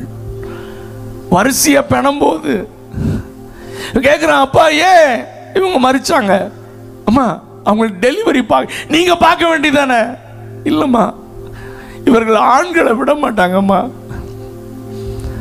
ஆண்களை விட மாட்டாங்கம்மா, அதனால செத்துட்டாங்க. குழந்தை பிறக்கும் போது செத்துட்டாங்களாமா. பணம் போது மரித்து போறாங்க. அதை பார்த்த ஐடா ஸ்கேரர் தான் போய் தன்னுடைய படிப்பை முடித்து கொண்டு எந்த தேசத்துக்கு வரக்கூடாதுன்னு நினைச்சிருந்தாங்களோ கிறிஸ்துவின் அன்பினாலே நிறைக்கப்பட்டு அவர்கள் திரும்ப அங்கே வந்து ஆரம்பித்தது தான் இன்னைக்கு சிஎம்சி தலை உயர்ந்து நிற்கிறது. அம்மா சகோதரா, ஒரு மனிதனின் மரணத்தை பார்த்த உடனே தன்னுடைய முழு வாழ்க்கையும் அர்ப்பணித்த அந்த பரிசுத்தவான்கள் நடந்து திரிந்த பூமி அம்மா இது. மிஷனரிகள் தியாகத்தோடு தன்னுடைய எல்லா கம்ஃபர்ட் ஜோனையும் விட்டுட்டு இங்க வந்து அலைந்து திரிந்தார்கள். ஆனால் நீங்களும் நானும் கண்டுகொள்ளாமல் இருக்கிற கூட்டத்தில் இருக்கிறோம். யார் செத்தா என்ன, யார் எங்க போனா என்ன? ஒவ்வொரு மனிதனும் நரகத்திற்கு நேரா போறானே, அவனை நான் சந்திக்கிறேனே, அவனுக்கு சுவிசேஷம் சொல்லவில்லையே, அவனை நான் அழைத்து ஆண்டவருக்குள் கொண்டு வரவில்லையே. என்னிடத்தில் எல்லாம் ஆண்டவர் கொடுத்திருக்கிறாரு. இது நற்செய்தி அறிவிக்கும் காலம் அல்லவா? இந்த கூட்டத்தில் கர்த்தர் உங்களோடு பேசுவாராக. தயவு செய்து நான் சொல்றேன், தயவு செய்து சொல்றேன், ஆத்துமாக்களுக்கு ஆண்டவரை குறித்து சொல்லுங்க. பர்சனல் எவாஞ்சலிசம் தான் மோர் பவர்ஃபுல். இந்த க்ரூசைட் நடத்துறது, பெரிய படைமுயற்சி கூட்டங்கள், எனக்கு அதெல்லாத்தை விட நோட்டீஸ் அடித்து அதை பண்ணி இதை பண்ணி பண்ணுறது, சும்மா கன்வென்ஷனில் பிரசங்கம் பண்ணிட்டு நாங்கள் சுவிசேஷத்தை ப்ரீச் பண்ணிட்டோன்னு எஸ்கேப் ஆகிறது. No no no no. ஒவ்வொரு விசுவாசியும் தனித்தனியாக, நம்முடைய ஃப்ரெண்ட்ஸு, நம்ம கூட வேலை செய்கிறவங்களுக்கு இந்த நற்செய்தி பாவ மன்னிப்பையும் பரலோக பாக்கியத்தையும் குறித்து ஞானமாக ஜெபத்தோடு சொல்லி அவர்களை ஆண்டவர்களை கொண்டு வருவீர்கள் என்றால் உங்கள் நிமித்தம் பரலோகம் மகிழும். கிறிஸ்துவின் ரத்தம் வீணாய் போகாது, சிலுவை வீணாய் போகாது. சிலுவை வீணாய் போக நான் விட மாட்டேன். கிறிஸ்துவின் ரத்தம் வீணாய் போகக்கூடாது. இன்னைக்கு ஒரு ஆழமான தீர்மானம் எடுக்க நான் உங்களை உற்சாகப்படுத்துகிறேன். ஒரு நன்மையை மற்றவர்களுக்கு பகிர்ந்து கொடுக்காதவர்கள், கவனிங்க நான் சொல்ற வார்த்தையை, we are accountable to God. அந்த குஷ்டரோகிகளே அடுத்தது சொல்றாங்க, நான் என்ன செய்வோம்? குற்றம் நம்மேல் சுமரும். எல்லாரும் வார்த்தையை சத்தமா சொல்லுங்க, குற்றம் நம்மேல் சுமரும். எல்லாரும் சொல்லுங்க, குற்றம் நம்மேல் சுமரும். நல்ல தெளிவா சொல்லுங்க, சத்தமா, குற்றம் நம்மேல் சுமரும். நீங்க எல்லாரும் சொல்ல மாட்டேன்றீங்க. உங்க பக்கத்தில் இருக்கிறவங்க கையை பிடிச்சு சொல்லுங்க, நாம் ரட்சிக்கப்படாத மற்றவர்களை கண்டுகொள்ளாமல் போனால் குற்றம் நம்மேல் சுமரும். சொல்லுங்க, அவங்கள பார்த்து சொல்லுங்க. சேர்ல ஏன் கை கொடுக்காம இருக்கிறீங்க? உங்களுக்கு நான் சொல்றது கேட்கல? எதுக்கு பிரசங்க கேட்க வந்தீங்க? பார்த்து சொல்லுங்க. யா ரத்த பழி உங்க மேல வரும். யா சும்மா சர்ச்சில் வந்துட்டு பாட்டு பாடிட்டு போனா போகாது. 147 கோடியை நினைச்சா உங்களுக்கு தூக்கம் வரக்கூடாது. சிறப்பில் நின்று கதறணும். உன் கூட வேலை செய்யறவங்களெல்லாம், உன் ஃப்ரெண்ட் சர்க்கிள், படிக்கிறவங்க, ஆண்டவரை குறித்து சொல்லி அவர்களை ஆத்தும ஆதாயம் பண்ணணும். இல்லைனா குற்றம் உங்கள் மேல் சுமரும். இந்த வார்த்தை உங்களையும் என்னையும் நியாயம் தீர்க்கும். பிரசங்கம் கேட்டுட்டு சூப்பரா இருந்துச்சு, என்ஜாய் பண்ணிட்டு மீட்டிங் நல்லா இருந்தது, வாழ்க்கை எத்தனை வருஷம் போச்சு? ஏன் செயல்படலை? இன்னும் நம்மை செயல்படுகிறவர்களாக மாற்ற கர்த்தர் அழைக்கிறார். ஹல்லேலூயா, ஆமென். நல்ல கவனிங்க. சோ நான் வேகமா போறேன். பிறனுக்கு உதவி செய்யாமல், பிறனை கண்டுகொள்ளாமல் இருந்தால் குற்றம் சுமரும், அது சாபமாக மாறும், அது வறுமையை கொண்டு வரும். ஓகே, சுயநலக்காரர்கள், the selfish fellows, அவங்களுக்கு ஒன்று வந்துருச்சுன்னா பதறுவாங்க. எல்லாரும் எனக்கு ஓடி வந்து ஹெல்ப் பண்ணணும் நினைப்பாங்க. எனக்காக ஜெபம் பண்ணுங்க, குடும்பத்துக்காக ஜெபம் பண்ணுங்க, வேலைக்காக ஜெபம் பண்ணுங்க, பிள்ளைகளுக்காக ஜெபம் பண்ணுங்க. ஆனா மற்றவங்களுக்கு அவங்க உதவி செய்ய மாட்டாங்க, மற்றவங்களுக்காக திறப்பில்லைன்னு ஜெபம் பண்ண மாட்டாங்க. காரணம் கேட்டா அவசரமான வேலை, பிஸி. ஆசாரியன் வெரி பிஸி, லேவியன் ரொம்ப பிஸி, பிஸியான வேலை. Sorry, no time. ஆண்டவர் உனக்கு சொல்லுவார், நோ டைம் சொல்லுவார். வழியிலே குற்றுகிறாய் கிடக்கிறவர்கள். எனக்கு இந்தியாவை நினைச்சா நினிவே மக்களை விட பரிதாபமான ஜனங்கள்யா. வலதுகைக்கும் இடதுகைக்கும் வித்தியாசம் தெரியாத 147 கோடி ஜனங்கள் நம்முடைய தேசத்தில் உண்டு. மூன்றாவதாக வேகமாக நான் சொல்றேன், காயம் கட்டினவர்கள். இதை நான் சொல்லி நான் ஜெபம் பண்ண விரும்புறேன். நேரம் பயங்கரமா போயிட்டு இருக்கு. லூக்கா 10:33 வாசிங்கள். பின்பு சமாரியன் ஒருவன் பிரயாணமாய் வருகையில் அவனை கண்டு, கவனிங்க, அவனை கண்டு ஃபர்ஸ்ட்ல பார்க்கும்போது, இரண்டாவது மனதுருகி கிட்ட வந்து, ஓ மை காட், சூப்பர். கவனிங்க, ஒருத்தரை பார்க்கும் போதே உனக்குள்ள மனதுருக்கம் வரணும். அதுதான் கிறிஸ்துவின் அன்பு. வரலையா? சத்தமா சொல்லுங்க. உங்களை பார்க்கும் போதே, ஒரு ஆத்மாவை பார்க்கும் போதே, ஒரு ஆம்புலன்ஸ் அடிச்சுட்டு அப்படியே சத்தமா போச்சுன்னா உங்களுக்குள்ள ஆண்டவரே இந்த ஆத்மாவை ரட்சிங்க, ஜீவனை கொடுங்க, இயேசு அறியாம நரகத்துக்கு போக கூடாதுன்னு எத்தனை பேர் ஜெபம் பண்றீங்க?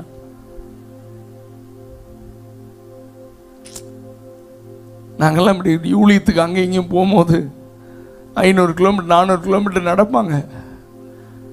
காலிலெல்லாம் ரத்தம் வந்துடும். டீ குடிக்கும் போது அவங்ககிட்ட கொஞ்ச நேரம் உட்காந்து பேசுவோம். ஆனால் அந்த கூட்டத்தை பார்க்கும் போதே நாங்கள் கண்ணீரோடு ஜெபம் பண்ணிட்டு தான் நாங்கள் போவோம். ஆண்டவரே, இவங்க கண்ணெல்லாம் திறக்க மாட்டீங்களா ஆண்டவரே? வலது கைக்கும் இடது கைக்கும் வித்தியாசம் தெரியாது இந்த கூட்டம். இவங்களை ரட்சியம் என்று கண்ணீரோடு நாங்கள் ஜெபிக்காம நாங்கள் டிராவல் பண்றதே இல்லைங்க. அவனை கண்டு மனதுருகி கிட்ட வந்து அவனுடைய காயங்களில் எண்ணெயும் திராட்சரசமும் வார்த்து காயங்களை கட்டி. சரி, இப்ப நான் முதல் பிரசங்கத்தில் ஆரம்பத்தில் சொன்னதை நான் இங்க கொண்டு வரேன். அந்த மனிதன் யார் சொல்லுங்க எல்லாரும்? யூதன். இவர் யாரு? ஆமா, இதுதான் முக்கியமான பாயிண்ட். யூதன் சமாரியனை கண்டுக்க மாட்டான். ஏன்னா சமாரியர்கள் கலப்பின மக்களாம்.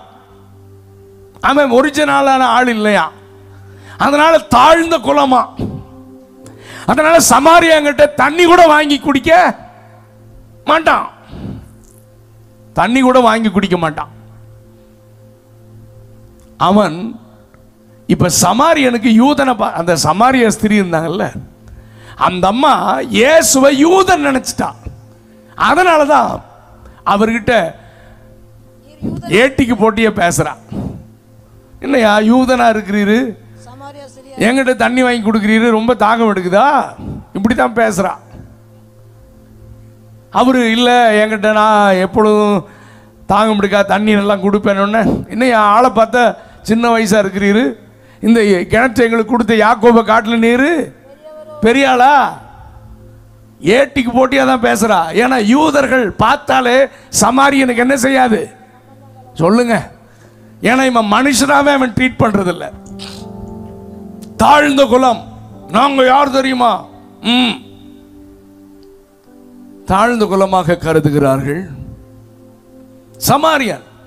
இப்ப சமாரியன் அவனை பார்த்த உடனே, ஆடா படுபாவி, நீ யாரு சொல்லுங்க வாய்த்து, யூதனாடே இரு, உனக்கு பட வேண்டியதுதான். உனக்கு ஆண்டவர் தான் என்ன செஞ்சிருக்காரு,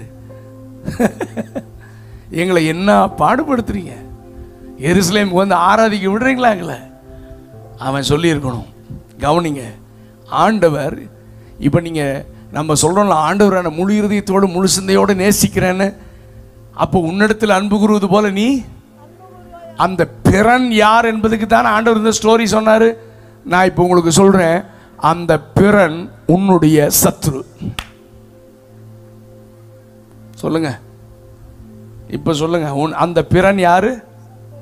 சொல்லுங்க, உன் சத்துரு. இப்ப சொல்லுங்க, நான் சத்துருக்களை சிநேகிக்கிறேன்.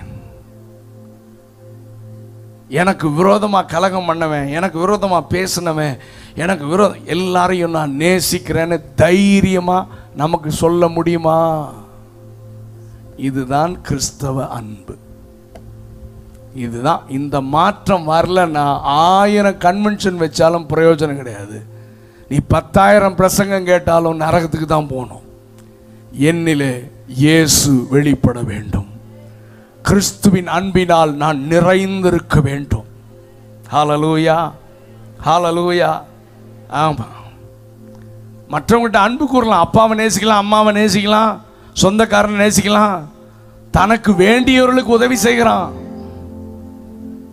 ஆனா நம்மை வெறுப்பவர்கள், நமக்கு துரோகம் செய்தவர்கள், நமக்கு உதவி செய்யாதவர்கள், நம்மை ஒரு மனுஷனாகவே மதிக்காதவர்கள், அவர்களுக்கு உதவி செய்ய வேண்டுமானால் தேவ அன்பினால் நிறைந்த ஒரு மனிதன் மாத்திரமே அவர்களுக்கு உதவி செய்ய முடியும். ஹல்லேலூயா, ஆமென்.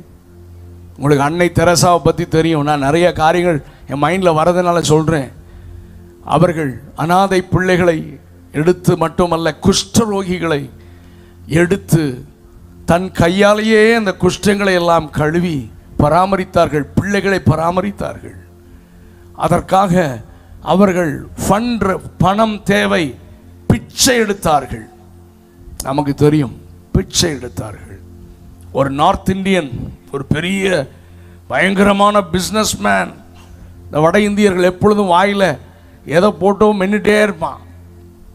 பான் பராக்கா வெத்தலையா என்னன்னே தெரியாது, கண்ட பக்கம் துப்பி வச்சிருவான். நார்த் இந்தியா போனால் எல்லா பக்கம் துப்பு துப்புன்னு துப்பி வச்சிருப்பான். சரியா? அப்போ அந்த அம்மா பிச்சை எடுத்துட்டு இருக்கும் போது அந்த மனிதன் அது வாயில் இருக்கிறது அப்படியே துப்புனானாம். அந்த அம்மா அவனை பார்த்து சொன்னாங்களாம், எனக்கு கொடுத்துட்டீங்க, என் பிள்ளைகளுக்கு என்ன கொடுக்குறீங்கன்னு கேட்டாங்களாம். எனக்கு இது கொடுத்துட்டீங்க, நான் எடுத்துக்கிறேன், என் பிள்ளைகளுக்கு என்ன கொடுக்குறீங்கன்னு கேட்டாங்களாம். தேவ அன்பினாலே நிறைந்த ஒருவங்க தான் சத்துருக்களை சிநேகிக்க முடியும். கிறிஸ்தவத்தின் முதுகெலும்பே சத்துருக்களை சிநேகிப்பது, தனக்கு விரோதமாக குற்றம் செய்தவர்களை மன்னிப்பது, அவர்களை நேசிப்பது, சத்துருக்களை ஆசீர்வதிப்பது. இந்த கேரக்டர்லாம் நமக்குள்ள பில்ட் ஆகலையே. ஆவியானவர் இருக்கிறார்னு சொல்றோம், ஆனா சத்துருக்களை சிநேகிக்க முடியல. நான் 96வது ஆண்டில் என்னுடைய லைஃப்ல என்னால முடியாததை பாட்டா எழுதினேன். இந்த பாட்டு உங்களுக்கு தெரியுமான்னு தெரியல.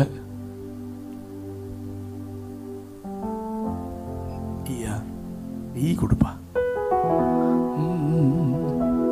நிர்பந்தமான மனிதன் நான், இயேசுவே எனக்கு இறங்கிடுமே. பாடுங்க என்னோட சேர்ந்து. நிர்பந்தமான மனிதன் நான், இயேசுவே எனக்கு இறங்கிடுமே. இன்னைக்கு ஒரு ஆழமான தீர்மானம் எடுக்க போறோம். முதல்ல ஒரு காரியத்தை நான் சொன்னேன், சொல்லுங்க. என் வாயின் வார்த்தைகள் மற்றவர்களை காயப்படுத்தக்கூடாது. நான் காயப்படுத்தினவர்களுடைய கூட்டத்தில் இருக்கக்கூடாது. என் வாயின் வார்த்தைகள் மற்றவர்களை காயப்படுத்தணும். உடன் ஊழியம் செய்கிறவர்கள், விசுவாசிகள், ஒரே வீட்டில் மருமகள், மாமியார், மருமகன், பிள்ளைகள், பெற்றோர்கள், சகோதர சகோதரிகள் காயப்படுத்துவது கிறிஸ்தவத்தில் தானே இருக்கு. பென்டிகாஸ்டல் கிறிஸ்டியன்ஸ் நம்ம எல்லாம் பண்ணிட்டு ஜாலியா ஒன்றும் தெரியாத மாதிரி இங்க வந்து ஆமே நல்ல குதிக்கிறோம். ஆவியானவர் சொல்றாரு, பாரத்தோட இந்த வார்த்தைகளை ஏதோ அது ஆண்டவர் வர்றாரு, ஊற்றுகிறார், போ ஊன் கத்தி எந்திரிச்சு போறது, மறுபடியும் திரும்பி அதே மாதிரி வர்றது, காயப்படுத்துறது. I'm very sorry. கண்ணை மூடுங்க, கண்ணை மூடுங்க. நீங்க ஒப்பு கொடுங்க பார்க்கலாம். எல்லாரும் ஒப்பு கொடுங்க. ஆண்டவர்களோட பேசி இருந்தா பிசாசு உங்க இருதயத்தை கடினப்படுத்துவான். யார் இந்த நேரத்தில் எந்திரிச்சு வெளியே போக கூடாது, நடக்க கூடாது, யாரும் எந்திரிக்க கூடாது. Be serious in the presence of God. பிரசங்கத்துக்கு மார்க் போட்டு போகாதீங்க, அளந்து பார்க்காதீங்க ஸ்கேல் வச்சு. யார் இந்த இடத்துல நின்னாலும் கர்த்தரினோடு பேசட்டும்ன்ற, கர்த்தரினோடு கூட பேசுகிறார், கர்த்தரினோடு கூட பேசுகிறார். என் வாயின் வார்த்தைகள் பிறர் காயங்களை ஆற்ற வேண்டும். முழங்கால நிற்க முடிஞ்சதுன்னா முழங்கால நில்லுங்க, எழுந்து நிற்க முடிஞ்சதுன்னா எழுந்து நில்லுங்க. நான் ஒரு டைம் முடிஞ்சிச்சு, இன்னொரு 5 நிமிடம் எடுத்துக்கிறேன், அப்புறம் பாஸ்டர்கிட்ட கொடுக்குறேன். நான் 5 minutes. உண்மையாக ஜெபம் பண்ண விரும்புகிறவங்க மட்டும் முழங்கால் படி போட்டால் முழங்கால் போடுங்க, இல்லைன்னா எழுப்பி நின்று கொள்ளுங்கள், கண்ணை மூடிக்கோங்க. இன்னைக்கு நான் ஒரு மாற்றத்தோடு இந்த கூட்டத்தை விட்டு போனோம். இனிமேல் என் வாயிலிருந்து வர்ற எவ்ரி வேர்ட் நான் ரொம்ப கேர்ஃபுல்லாக இருப்பேன். பிரிவினை உண்டாக்குற வார்த்தை நான் பேச மாட்டேன், பிசாசுடைய ஆயுதமாக இருக்க மாட்டேன். நான் என் வாயின் வார்த்தைகள் என் குடும்பத்தார, மனைவியை, புருஷனை, பிள்ளைகளை, சக விசுவாசிகளை காயப்படுத்தி இருக்கிறேன். நான் மன்னியும், கேளுங்க, ஜெபம் பண்ணுங்க, ஜெபம் பண்ணுங்க, என்னை மன்னிங்க. தவறி பேசியிருக்கேன், தெரியாமையே தெரிஞ்ச மாதிரி பேசியிருக்கிறேன், மற்றவங்களை குறித்து தவறா பேசி இருக்கிறேன்.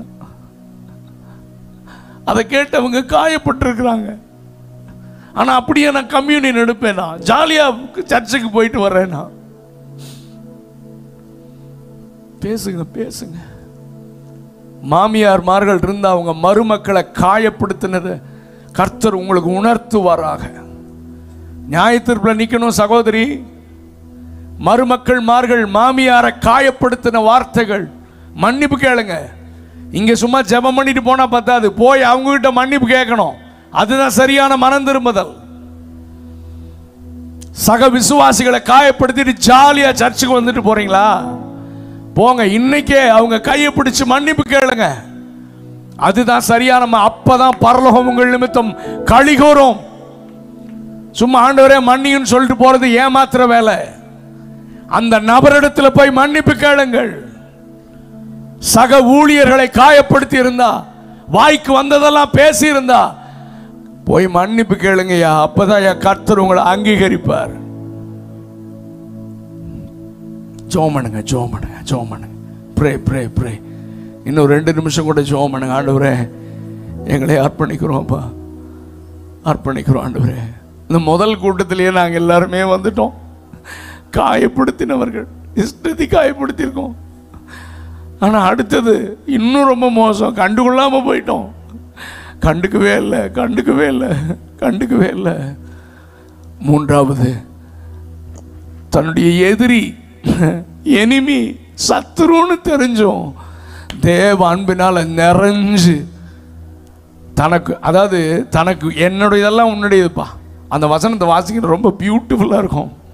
அந்த வசனத்தை வாசிங்களேன். அந்த சகோதரி மட்டும் அந்த வசனத்தை எடுத்து வாசிங்க. அந்த சமாரியன் என்னென்னலாம் கொடுத்தாருன்னு வாசிங்க பார்ப்போம். மற்றவங்க அதை கவனிங்க. பின்பு சமாரியன் ஒருவன் பிரயாணமாய் வருகையில் அவனை கண்டு மனதுருகி கிட்ட வந்து அவனுடைய காயங்களில் எண்ணெயும் திராட்சரசமும் கவனிங்க, கவனிங்க. எண்ணெய், திராட்சரசம், காயங்களை கட்டி எல்லாம் அவனுக்கு வச்சிருந்ததுங்க. எண்ணெய், திராட்சரசம், அதெல்லாம் அவனுக்கு வச்சிருந்ததுங்க, அவனுக்கு வச்சிருந்தது. அதெல்லாம் சத்துருங்க. Just imagine. தன்னை வெறுக்கிற ஒருவன் கிடக்கிறான், தன்னை தூற்றி திரிகிறவன் ஒருவன் கிடக்கிறான், தனக்கு விரோதமாக கிரியை செய்கிறவன் ஒருத்தன் கிடக்கிறான். என்னை வெறுக்கிறவன், என்னை காயப்படுத்தினவன், என்னை அங்கீகரியாதவன் கிடக்கிறான். ஆனா இந்த சமாரியன் தேவ அன்பினாலே நிரப்பப்பட்டவனாக இவன் எண்ணெயை எடுத்து ஊத்துறான், திராட்சரசத்தை ஊத்துறான், காயத்தை கட்டுறான், தன்னுடைய வாகனத்தில் ஏத்துறான், லாட்ஜ் கொண்டு போறான், பராமரிக்கிறான். போகும்போது மறுபடியும் 2 பணத்தை எடுத்து கொடுக்கிறான். சத்திரக்காரங்கிட்ட சொன்னா, இன்னும் ஏதாவது எக்ஸ்ட்ரா செலவானாலும் வந்து கொடுக்குறேன்ப்பா, இவனை விட்டுறாதப்பா, இவனை நான் நேசிக்கிறேன்ப்பா, இவன் எழும்பணும்ப்பா, இவன் திரும்ப எழும்பணும். Glory to God. அம்மா, சத்துருமா நீங்க உங்களை வெறுக்கிற சத்துருவுக்கு இப்படி செய்வீங்களாம்மா? நீங்க இன்னைக்கு உங்களை ஒப்பு கொடுங்க. 2 கரங்களை உயர்த்த முடியுமானால் உயர்த்தி. பரிசுத்த ஆவியானவர் இங்க வல்லமையா கிரியை செய்து கொண்டிருக்கிறார். ரலபரஹந்தரனமா. ஆண்டவரே, தேவ அன்பு எங்களுக்குள்ள ஊற்றப்பட்டிருக்கின்றீங்க, ஆனா எங்கிட்ட இருந்து தேவ அன்பு வெளிப்படலையே. கண்டுகொள்ளாம போன கூட்டத்தில், காயப்படுத்தின கூட்டத்தில் நாங்க அத்தனை பேர் இருக்கிறோம். அப்பா, நல்ல சமாரியனா என்ன மாத்துங்கப்பா. அவனுக்குள்ள இருந்த அந்த மனதுருக்கத்தின் ஆவி, அவனுக்குள்ள இருந்த அந்த தெய்வீக அன்பு, ஆண்டவரே அது உம்முடைய அன்பு அல்லவா, அது எங்களுக்குள்ளும் புரண்டு போகட்டும், எங்களையும் அப்படி மாற்றும் அப்பா. யாரையும் பார்த்து கண்டுகொள்ளாம போயிடக்கூடாது. தேவ அன்பினாலே நிரப்பப்பட்டு அவளுக்கு நற்செய்தி அறிவிக்கணும். என்கிட்ட இருக்கிறதெல்லாம் தூக்கி கொடுக்கணும். அது விலையேறப்பட்ட ஆத்துமா, அந்த ஆத்துமா வீணாக கூடாது. ஜெபம் பண்ணுங்க ப்ளீஸ். Pray pray pray. ஒப்பு கொடுத்து ஜெபம் பண்ணுங்க.